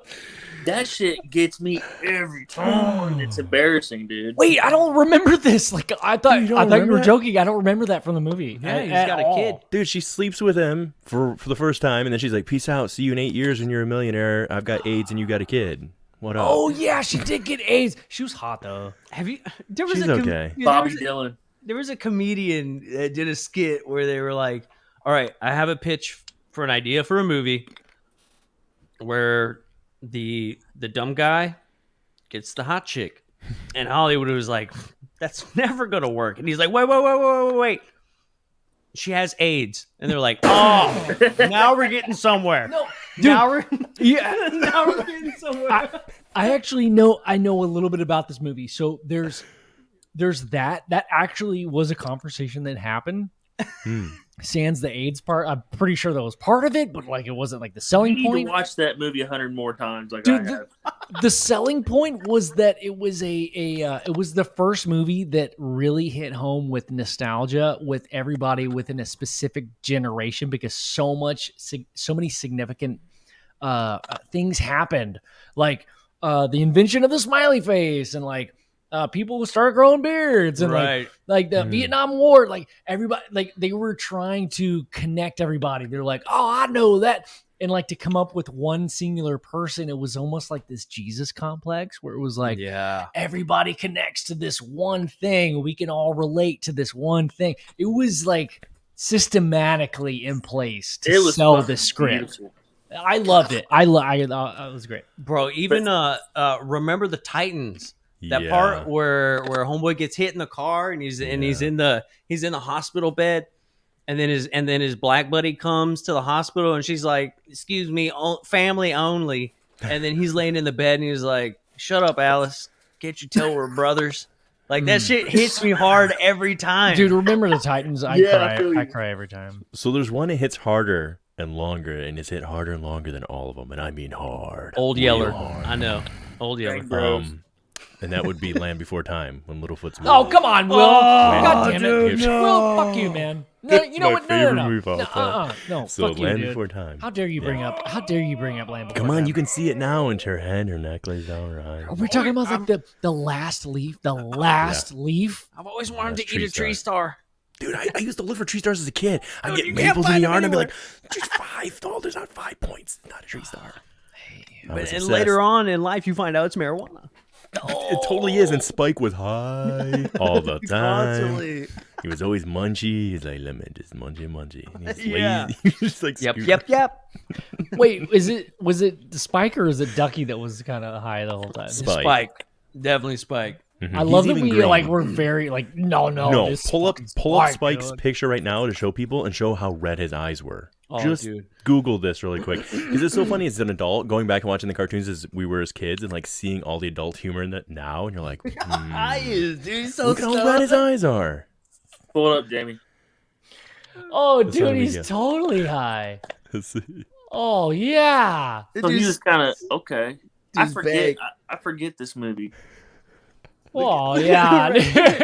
I used to watch right it. there. that shit- The original Land Before Time. Homie's eyes are closed. Joel, that looks like you, dog. Dude, if you were a cartoon, that's Joe right there. You can zoom in by using your fingers and spread. There's one like when look at he's eating the. Dang it. He is so happy. Yeah. He's just chilling. He's got one. He's like one more. Is it still good to watch? You know, I watch it with my kids. I don't know if it's still good to watch, but First I one watched is it. worth a watch just for nostalgia reasons. Yeah. Land Before Time, like 37, like dude, yeah. it blows dogs for quarters, man. It's terrible. What? What is that? You never heard that, dude? No. That shit blows dogs for quarters. Yeah. Blows There dogs. you go. The Snakes Dude, on a okay. UFO says tearjerker movie for me was Star Trek Wrath of the Khan when Spock died. That was a heavy hitter for a lot of people, I believe. What about now? I didn't experience this. Now, what about in the 1980s when the Transformers? Is it me? Are you guys hearing that little like kick, like a little bit of an? Is that you, dude? It's I the don't know if it's my government. mic. I don't know what it is. I just feel like a little bit of like. Maybe so I want to start tapping stuff. But anyways, Government. the Transformers with who's the main Optimus Prime, and they killed Optimus Prime, and they didn't tell these parents. So all these parents, it was like 1988, I think it was, took their kids to watch what they thought was going to be like fun, caring. It's the Transformers, right? Autobots assemble, roll out, all that crap, right? Roll and then out. they killed Optimus Prime in the first like 25, 30 minutes, and kids legit were leaving crying. They were bawling their eyes out. And that's how hard we went on that generation back then. You guys even hit on it with your Cinementary guest. He talked about the fact that like Batman was dark. I remember watching Batman as a kid. That stuff was dark, right? Yeah, we were dude. into it. But going back and watching now, you're like, that was kind of dark. Yeah. I think we should Free Willy. I think we should be more dark with our cartoons. We should be What are you less saying, Ben? less pampered, you know? Like we need more fart jokes. We need more Bambi, you know? Oh, yeah. Speaking of Bambi in the woods and Because jokes. I was scarred, so I want all the other like children to be scarred. So I didn't want to take away from your very serious moment earlier, Jake, when you were talking Counseling, about. bro. So earlier when Like Jake, when such you were. a nihilistic like sorry. Oh, you're good. Who said spoiler alert? Oh, talking about if you haven't seen the said movie from Spankler 1988. alert. Sorry, 1988. Before you spoiled it for me, dang it. Too late. So I didn't want to take away from Jake's very serious moment, and I'm still not making fun of it. But as a joke in my head, I did immediately want to make the correlation when Joe was talking about, Jake, you expressed how you're running through the woods, like, Patriot style, like shirt off, Highlander or whatever. And Joe's like, you're ripping mushrooms and you're just going. And they're all connected. He's like, what if they're connected? And in my head, all I could hear was like a little baby mushroom just screaming out like Sausage Party version where they're all like watching you just shred their family run into the woods. And you're like, I'm for one with nature. And they're like, for the love of God, not the kids, like. Not the kids. But I didn't want to, like, I was like, I don't want to take it there. That's dark. Dude, like well think about it, like It's my kind of ceiling. cool. It's kind of a funny visual, though. I can kind of see it too. It's I'm funny I'm watching in the right movie in my head. context. Like I'm just having like a free bird like moment that I think's like tranquil and pure, and then I'm just killing everyone's And family. the whole forest is watching this one little shroom just get shredded in your mouth. It's all like connected, and it's still Jake's communicating. politely telling you like hey, It's like bro, you're I had something beautiful here, man. And now I gotta think about killing families of mushrooms. And now I'm thinking Well, of I like forgot. I was following this dog too. This dog was showing me around, what? and like Mm. like Yeah, you we did. were communicating too. He was like, because the dog for some reason it was like a very like, I wouldn't say completely stray, you know what I mean, but it was definitely a woods dog, And he was like showing me all these cool spots, and I could kind of he would like run ahead for a little bit ahead of me, and he would wait for me. And then when I would catch up with him, he'd start running. He would start running again through these trails, and then he would stop. And he would always stop in the most beautiful places in the woods. Like he would find an open area, then he would like get on his back and start just you know what I mean? Dope. That's cool. It's like, hey, check it's this like out. he's showing me all of his hangout spots, and it was the most beautiful thing ever. Like That's what's Sure was a wild wolf. I've got an idea, Jake. If we can interpret the dog as your subconscious, as your like free, like very open Jake, like Or can your do whatever he Your wants. spirit guy, dude. Oh, ooh, there you go. Boom. Yeah. So it's like it came on as a interpretation of a dog, but it's like I think there's a reason why we all connect to dogs in a way, because like I think deep down, like at least I am, like I'm very much a dog. Like I just like all I want to do is roll around and like just like run and like smell shit all day. Like that would be so fun. Settle down, Joe Biden. I'm just kidding. I'm kidding. Oh, I'm come kidding. on. I'm kidding. I'm Sleepy sorry. Joe. I just had to. Sorry. I I'm think sorry. I I'll think leave it alone. Parliament You've ruined me. I'm Parliament sorry. wrote a song about that, dude. Smelling people. Yeah, no, about being a dog. I showed my license, my driver's license, live on You our did. show last week, and now I've said that I'm basically Joe Biden. Not much else I can do. Wasn't there a song I just posted? It was. Oh, I'm gonna get the name wrong. Was it? I posted it not that long ago, and it said something about running with the dogs. I thought that was the name of the song. Who let the dogs out? Yeah. Yep, that's what it was. Yeah, we're just gonna go with that. 'Cause I can't remember right now. It was definitely that. Feel like 100%. that? Why must I chase a cat? Another mother dog in me. So That's a good song. really quick, bringing it back to the UFO thing. Just last thing, because I know we got to wrap up for Dave Scott over there. Oh, Dave's There. going to join us. He's going to hang out for a little bit. Oh, nice. Well, Is he? I sent him the link. I have. He's ignoring your link right now. No, I Are mean, you telling I me don't that know. It Dave's says he's got- I'm active just now. Is Dave ignoring our link, dude? Dave, really? I mean, hearing the boys in the garage, they're offering you a brewski before you get started, and you're like, not today. He lives next door, and he's not going to stop by the garage, dude, just to say Seriously. what's up He's to quite the a boys. It's a long door away, but yeah. The boys and gals. Where's Tammy at? Tammy, are you still here? We need some gals in here. Tammy, where are you at? I'm not going to say any. No one say anything until Tammy comments.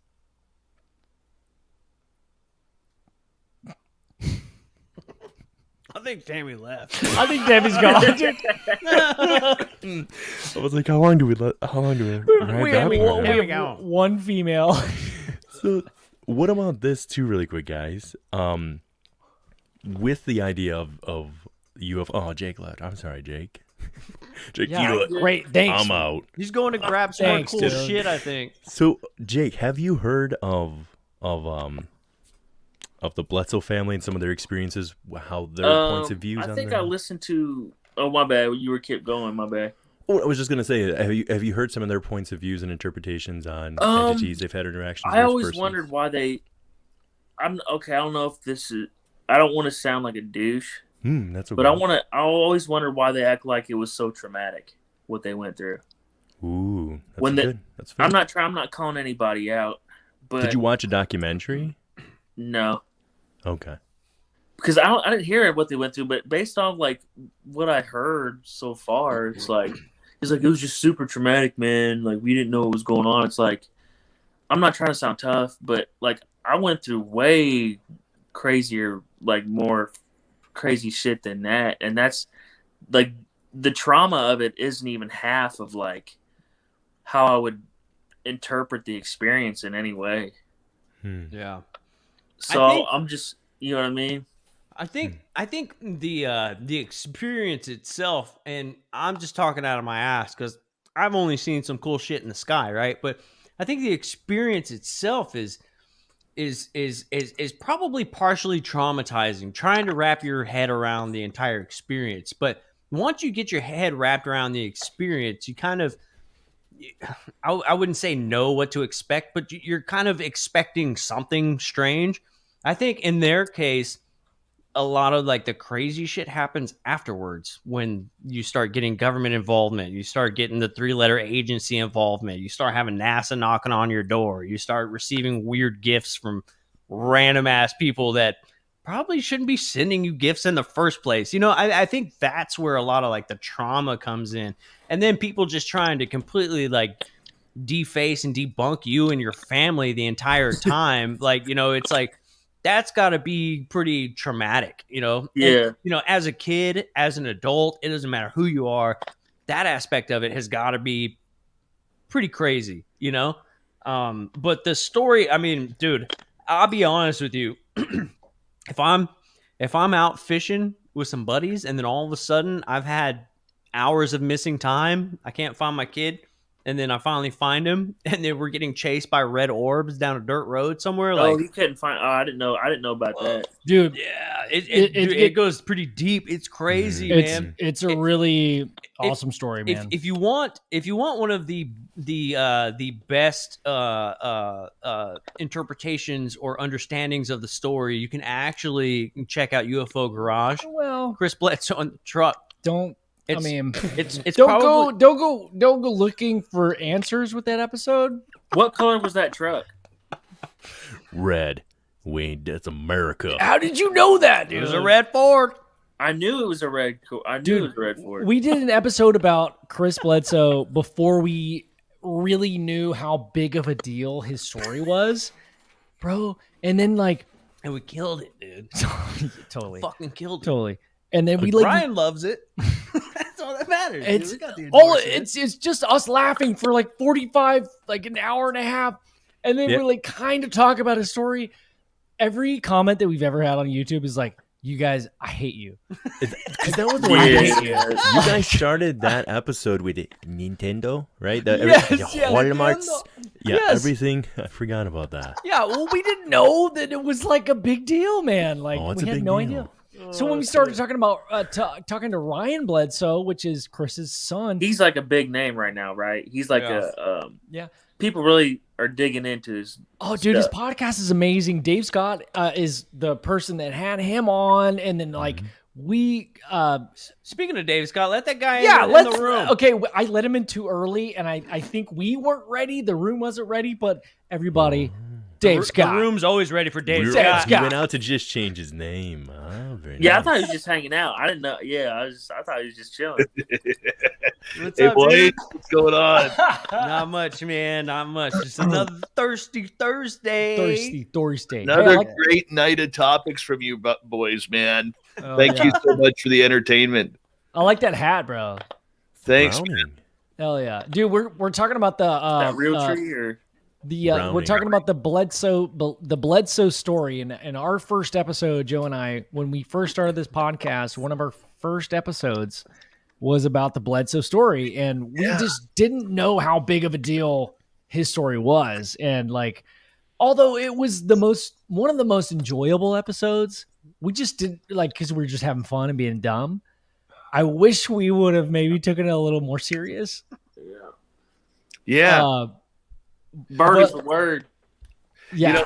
There's a family though that I mean, I feel for them because they're having some really weird shit going on. Mm-hmm. Really weird shit. And here they are, I mean, in the middle of social media, getting raked over the coals, they're a 50-50 split. And, as an experiencer, and I was saying this last night on my show, an experiencer can tell whether another experiencer is bullshitting or not. You can tell. There's an aura of that person that you can tell whether or not that they're exaggerating or not. And I don't know where it comes from, how it works, nothing. It's just I've talked to other experiencers that I trust and believe on this, and they all say the same thing. You can just tell, when someone is pulling your leg or whether they're being honest about what they've gone through. And the Bledsoes, I don't know whether it's because of, they went public or Ryan has really taken up the cause social media wise for the old man. But that family takes a lot of shit, dude. A lot of shit. If people really knew what was going on behind the scenes, that they have some of the top university scientists investigating them. They have the government protecting them. I mean, this has gone all the way to the Vatican. Yep. You know, and well, see, I don't know that story. See, I've only watched one interview. I didn't know it was like that. Dude, Joe and I went to Lorian Fenton's conference, UFO Con, where we met Dave Scott for the first time. We became buds. We also met Chris Bledsoe. And he told us, I mean, this was before this was even public knowledge. Dave, I don't know if you remember this. He was like, yeah, I just got back from like the Vatican, just talking to the Pope. Yeah. No big deal. You remember that? Like, this is a guy, and I know an eyewitness to this that was there. This is a guy, Chris Bledsoe, who was told about 1.5 years, 2 years ago, when they were talking about doing a television show on him and his family, and he started getting phone calls and threats. All right. And he ended up contacting, I think, Jim Semivan over this. And Semivan says, don't worry about it. Because this voice on the other end of the phone basically said, if Chris goes to San Diego to film this television show, he's a dead man. Right. Yeah. So Semivan somehow makes a phone call. And my witness is sitting at the table. Okay, I heard this story first from Chris, then Ryan, and then my witness, who was sitting at the table there, said, this is totally true. I watched it with my own eyes, she said. Yeah. And she goes, we were at this restaurant for lunch, and all of a sudden, all of these semi-trucks and black vehicles pull up. And all these suits with microphones in their jackets and earpieces get on out. That entire block was covered by Secret Service people because of Bledsoe. Yeah. Like, they are protecting him big time. Yeah. And dude, it's incredible. It's so this idea of like, okay, what's scarier, the ET or the human presence, right? Like, that's where I'm at. Presence. Okay. For me.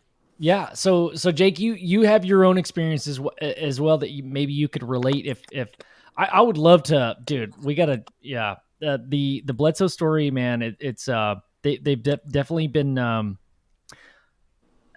part of something supernatural that a lot of people have been interested in. I'll just say that, including government officials. Hence what Dave was saying, like people with suits and microphones for thousands of years. Interested. So what the thing that they're communicating with is highly interesting to a certain group, and we don't know what that group is. Oh yeah, guys, it's crazy. It's absolutely crazy, and it kind of gives me hope that it's being taken seriously, though. I kind of like that. Yeah. This stakes on a UFO. This is the Bledsoe family, but the government is taking this very seriously, just very quietly, because they know the inevitable is aliens or whatever it is, extraterrestrials, ultra-terrestrials, interdimensionals, whatever it may be. They know that's the next step. They don't know how to get there. Well, here's my thing to that is that I think since the CIA was created, we as a country have agreed that information is the most valuable asset to this entire game we're all playing. So when we're talking about something as elusive as the paranormal, as the phenomenon, and trying to find an answer, a possible answer, that's the goal. That's the flag that everybody's asking for and looking for. So makes sense why there's a lot of attention surrounding this not only the Bledsoe story, but any experiencer story. That Yeah. that's where you It kind get of in. makes me feel like there's a lot of compartmentalization going on, even in like the the most high secret operations. Because I know they're dealing with fucking hybridization. You know, MILAB hybridization. They got all kinds of things that I it's so beyond me to even talk about. We've there. talked. Yeah, we've But all. it's like yeah. I think it's obvious that there's compartmentalization in this whole thing. I feel like there's like a dark side. I feel like there's a dark side and a lighter side, which sounds totally corny to somebody that's new to this. Sounds completely corny, but I feel like there's a dark side and a light side to the official involvement in this whole thing. It's not corny. I think that Right. there's something it sounds to like it, a Star Wars thing, but it's like it's for real. Like, So I know we only have a couple minutes here, and this might be kind of an in-depth question or to try and answer, but what are your thoughts on, and this is something I've noticed is starting to become more to the forefront, I guess you could say, of the UFO community. Not that I know a lot about the community as a whole, but it's starting to be a conversation I'm hearing more and more, which is in regards to the Bledsoe family and around them, which is their interpretation of what they're dealing with and their feelings that have been, at least by Ryan, spoken on his opinion on it, that it's not little green men necessarily. We'll put that in quotation marks, but little green men as the twist that we've gotten from the government over the years. But that's going to be the psyops now, is that the fear factor of they're going to make you think it's these little green gray men when really it's this. Have you guys seen that coming up a little more lately? What are your thoughts I think on that? there is and I'm going to make it quick because my guests are starting to arrive in my chat room. But I think that there is still a real faction that doesn't know where this phenomena is, and we're all surmising. You know, I mean, I've had in-depth conversations with some people who are like, you know, they don't know where the phenomena is, and they don't know where it's coming from, whether it's inner Earth, extraterrestrial, other dimensions, from the future, from the past, from different timelines. They don't know. And what we also have to realize too is the Bledsoes are highly religious, and they still believe very strongly in God, the devil, heaven, hell, and things that come from space may not be our brothers, but demons in disguise. And that may play, I'm not saying it does, but that may play a little bit of a factor in their understanding of the phenomena. I think that, you know, on my personal end, I think that this phenomena is one that is everywhere. You know, it's one that we don't know. I think it's a combination of where it's coming from everywhere, space, inner Earth, you know, the oceans, wherever, other timelines. But gentlemen, thank you. I hate to cut it short. No worries, man. Nice to meet you, man. Nice meeting you, Dave. Are to die for. Oh yeah. Everybody listening, go check out SOR after this. I know we have a lot of the same people, so we're always rolling in straight into SOR, brother. We're talking the Big Phone Home 2. We got Lou Jimenez, nice. Yes, B. Squidding, and Mike Mataluni coming on up here. So I'm going to let you guys go. And I see Lou's in the chat room there, so I'm going to go say hi to him. And thank you guys. You're one of the best. Love you guys. Take care. All right, love you, bro. Seeing you, buddy. All right, peace. Take care. Yeah, dude, and to add to that just a little bit, like, you know, I think the way, man, I have like a really weird feeling about like the way the phenomena represents itself to you, or not or I've seen presents- the darkness, the darkest of the dark, and super the lightest of the pure, like, you know. Because I mean, I know people who have said, "Oh, I've seen light beings. I've never seen a gray." I know people who have said, "I've only seen grays." I know people who have said, "I've seen grays, whites, and reptilians at the same time in the same place." Right? So I mean, it's kind of weird because, like, is it all the same thing? Maybe. But I always go back to that little thing that we say where maybe in our search for little green men and aliens, we stumbled upon something a lot bigger and we didn't realize it. And so I think we might all be just saying that, like, yeah, maybe this is like ultra dimensional or interdimensional or whatever, doesn't mean people aren't seeing extraterrestrials still, right? People still may be coming in contact with these grays, these reptilians, these things that live in our solar system that may have the technology to travel to us, right?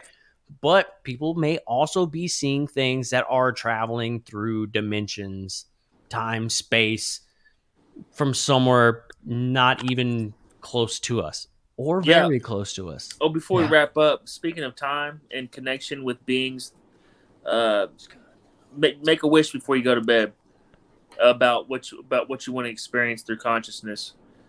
Because I was always thinking about what it felt like to be back in time, and it's kind of hard to explain, like how they felt through their conscious lens. And I eventually was given that, and while I was given that vision, while I was in that person's body for a short period of time, like as I was leaving, I could feel like I was vibrating violently, like I was in like I was leaving that person. My whole being started vibrating violently, like I was being like electricity. So I was like, make wishes and speak it and think it before you go to bed. It almost sounds like you're remote viewing. That's been my biggest low key. That's like the most low key sneak thing that I've done throughout my life. It's given me the most beautiful experiences. Dude, I love that. Dude, I love that. Like, I know it's hard for you to describe because, like, dude, you're experiencing some stuff that, like, it's hard to put into words, man. Definitely. So, right. Definitely. Like, it's out of our the human vocabulary and capabilities. Are I feel like the future of communication is it takes more than words to communicate this stuff. I feel like it takes a deeper apparatus of communication to. I feel like that's what limits us too as beings in our matrix, is like our communication and vocabulary. You know how the word spell, like this is how we work the inside out, because reality and this illusion, like, we think everything works the outside in, but everything works the inside out. The only way to get the inside out is through sound waves, verbal sound waves, and words that can't really represent the bigger, deeper ideas that the potential of awareness. Yeah. I like to say it like this. A really dumb thing that I love to say is much love. Like, it sounds corny, but, like, if you really think about it, it kind of covers a lot of bases. And that's kind of how I want to end our conversation tonight, guys, is like,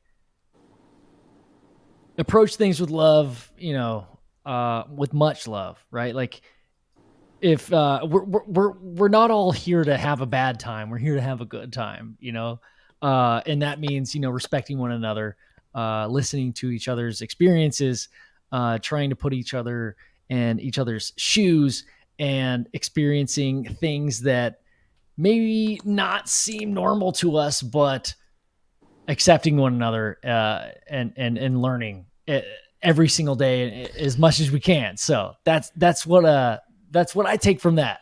I like to make much love. I mean, much love. I know you do, dude. Hard. I know so many of those kids running around here. Dude, you've got so many kids, bro.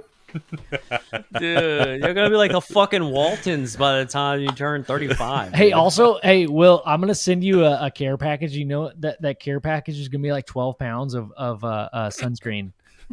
Nice. If we don't put it on display in our background, all of your kids are going to need a lot of sunscreen. No, they got their mom skinned. So lucky. The youngest one is the only one that did it. The rest of them, Ezra and Liam, both, they tan like their mom. They got the good Italian skin, so they're solid. Dude, nice. Hey, I just want to say I'm glad Liam's feeling Me too. strong, man. I'm so glad he's doing good, brother. For sure. Yeah, thanks for all the support too from you guys and like the What If Tomorrow podcast and those guys. There was a lot of people that reached out. It's so cool because like a lot of these people, even so like yourself, Jake, now that we've talked and I've seen you on here, but like there's this community of people that we've formed over, I feel like over the past year for sure, but 2 years, like we didn't know any of each other. And now it's there's some people. I have a vodka alien bottle, right? It's got an alien head, little green head of vodka, and I'm saving that for whenever we all finally get together. Alien head vodka for real? Yeah. I got a little green. When I ever send the pictures over to you guys, there, Ben and Joe, I'll make sure I take some pictures with it too. Dude, yes. So. Oh, yes. Well, so we're gonna do a retreat as soon as possible. I've got a baby due, and then after like a month after she's like got her immune and everything, dude. You think that? Get ready. She's gonna be sick all the time. Fucking, it's just constantly some shit. Oh shit. Oh, you got a fever today? Oh, okay. Okay, tomorrow you don't have a fever. Oh, now you got this crazy fucking rash. Okay, well you guys come to me. You guys come stay at my house. I got a pool. You guys, we can swim.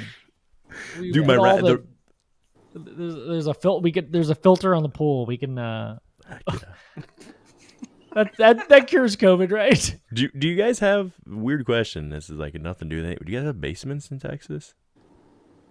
The house I grew up in did, but no, it's not a typical thing. The house grew up, it was like built in the 1800s and shit. Like, you would think a basement would be awesome because it'd be cold down there. I know, right? Like built-in AC, bro. It's a significant difference. It's 10 to 15 degrees difference. Right, it's nice in the summer. Yeah. So Texans did not think of that. So like most Texas houses don't have basements. Well, because we have like flooding, so basements are kind of a bad thing. Yeah. Oh, yeah. And limestone, so it's like very porous. Yeah. So like no matter where you are, it could be that it could just fucking flood out of nowhere. Like our basement that I grew up, it would often flood. Like, even though it was like higher in elevation. Yeah. Anyway. Well, I know you guys already said this, but I'll say it one last time. I am excited to be parking a van and here in the garage with you guys, at least around the weekends, coming to hang out. So hopefully the chat and all those people out there don't hate me. We'll see how that works out. I like everybody asked for more episodes from you guys, and you guys were like, you know what? We're gonna step away. I'm too busy. I'm having a baby, and I'm just kidding. I know. I think Big Willy's got a lot of sincerity in his projection. I feel like he's not just riding on his radio voice. Like there's a lot of sincerity and there's a lot of cool points to I think he's a good contribution to the family. I love that. Good, man. I love that, man. There's a reason why we chose. Yeah, he's been our boy for forever, but yeah, he's great vibes and because the minute I'm off the mic, I sound like Steve Buscemi automatically.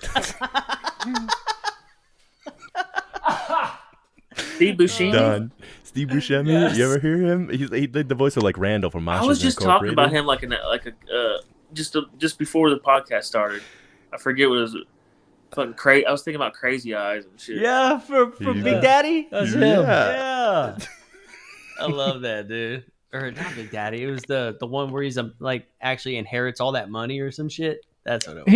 He's like Home Alone or some shit. He was in The Big Lebowski. Yeah, he's in The Big Lebowski. Yeah.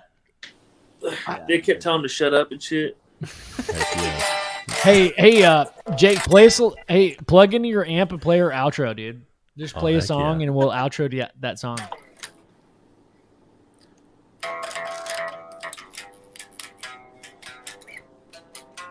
Yes. I want to think of plug into your amp, dude. All right, hold on. You got a $180,000 amp sitting over there. $5,000 American money. Oh, dude. We know in Canadian money it's at least $180,000. Hell yeah! Say, Donnie, shut the fuck up. Yeah, shut the fuck up, Donnie. Yes. Yeah, that's exactly what it is, man. That's hilarious. Oh, dude. Man. What's that song? What's that band? She likes me for me. Not Goo Goo Dolls. I look like Dirty Harry. Make her laugh just like Jim Carrey. There's a line in there where he's like, oh, damn it. What is he's like, I think his name is Steve Buscemi. I also did not know that Hey Leonardo. What's the name of the band? Hey Leonardo. Yeah. We got to figure out how to make everyone else hear what we're hearing. I also did not know that this was a black dude till like. Wait, you can't. 8 years ago. About like from Jake or what you're just trying to pull up on the on your outro? No, just sharing on Oh yeah. on YouTube. That's We just can never make the that was audio Justin work. Bieber. What was that? That's not. Nobody else can hear it. I can hear it. You can hear it.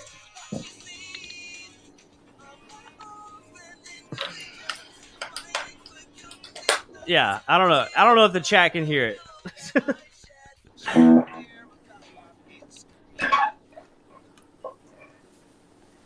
I want to hear Jake's outro. Jake is Yeah. Oh yeah, Jake's back. Okay, nice. Oh yeah, dude. Oh shit. Okay. We got okay. So okay. Donnie, shut the fuck up. All right, ready? Outro. Let's go. You hear that? baby. Louder, dude.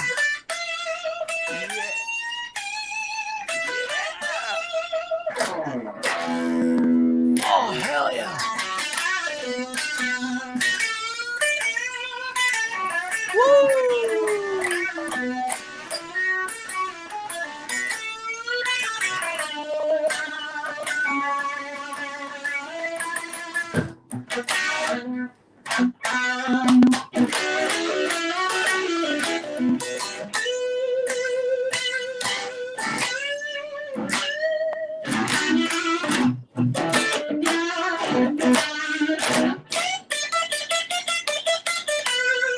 Dude.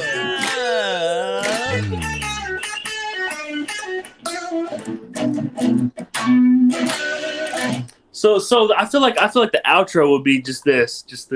Honestly, that's the outro. Will you please just record that and send that to me? Because that's going to be the outro from now on.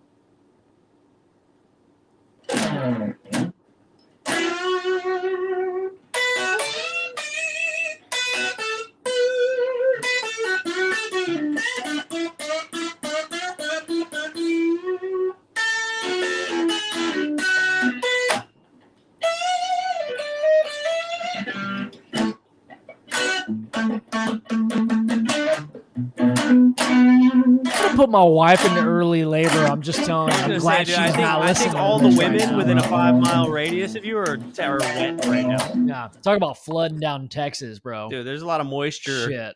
Hey, Around okay. you right Before now. we roll out, hey, this is for you, Joe. All right. Oh hell yeah! Hey.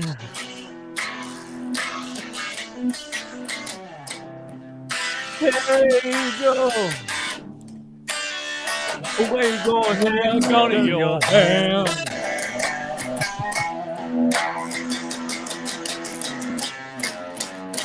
Yeah, dude.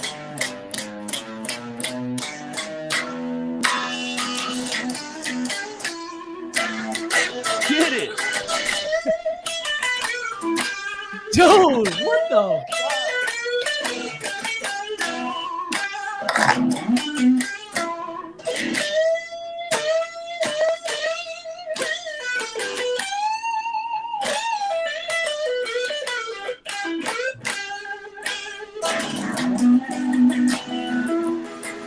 I'll say this: if we ever do a Ben Baxter revamp, Britain's got some competition.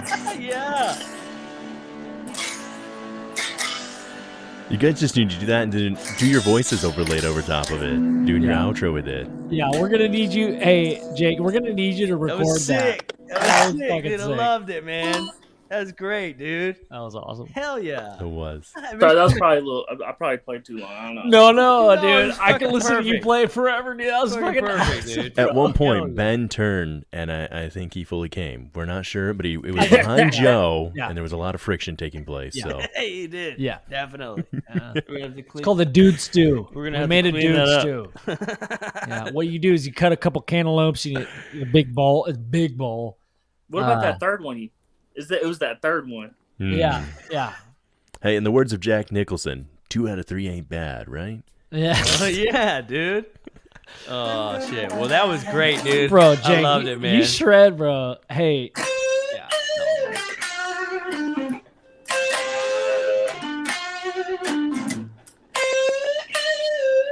I'm telling you, just need like a raspy overlay of your guys' voices on that. Just be like, We need to get Billy Gibbons to do our intro and outro now. you know what you guys should say? You should talk Oh about yeah, that how. would be so necessary. Do you know how like Dave does this little thing about like Bumblefoot rocking him in and out of every episode? You guys should do that. You're parking the car back in the garage, right? Like I know it's UFO Garage, but you're getting in the car and you're going out for that spin. We're gonna go for a drive on our conversation because you're Dude. eventually gonna do that, right? You're gonna go get one, Dude, Yeah. yes, that is a great idea. Yes. So start doing that Love now. that. Well, we're getting the Impala, dude. And you're eventually. parking the garage at the end of the night, and then you can overlay Also- that with the music. Also, what we've done is upgraded to a two-car garage.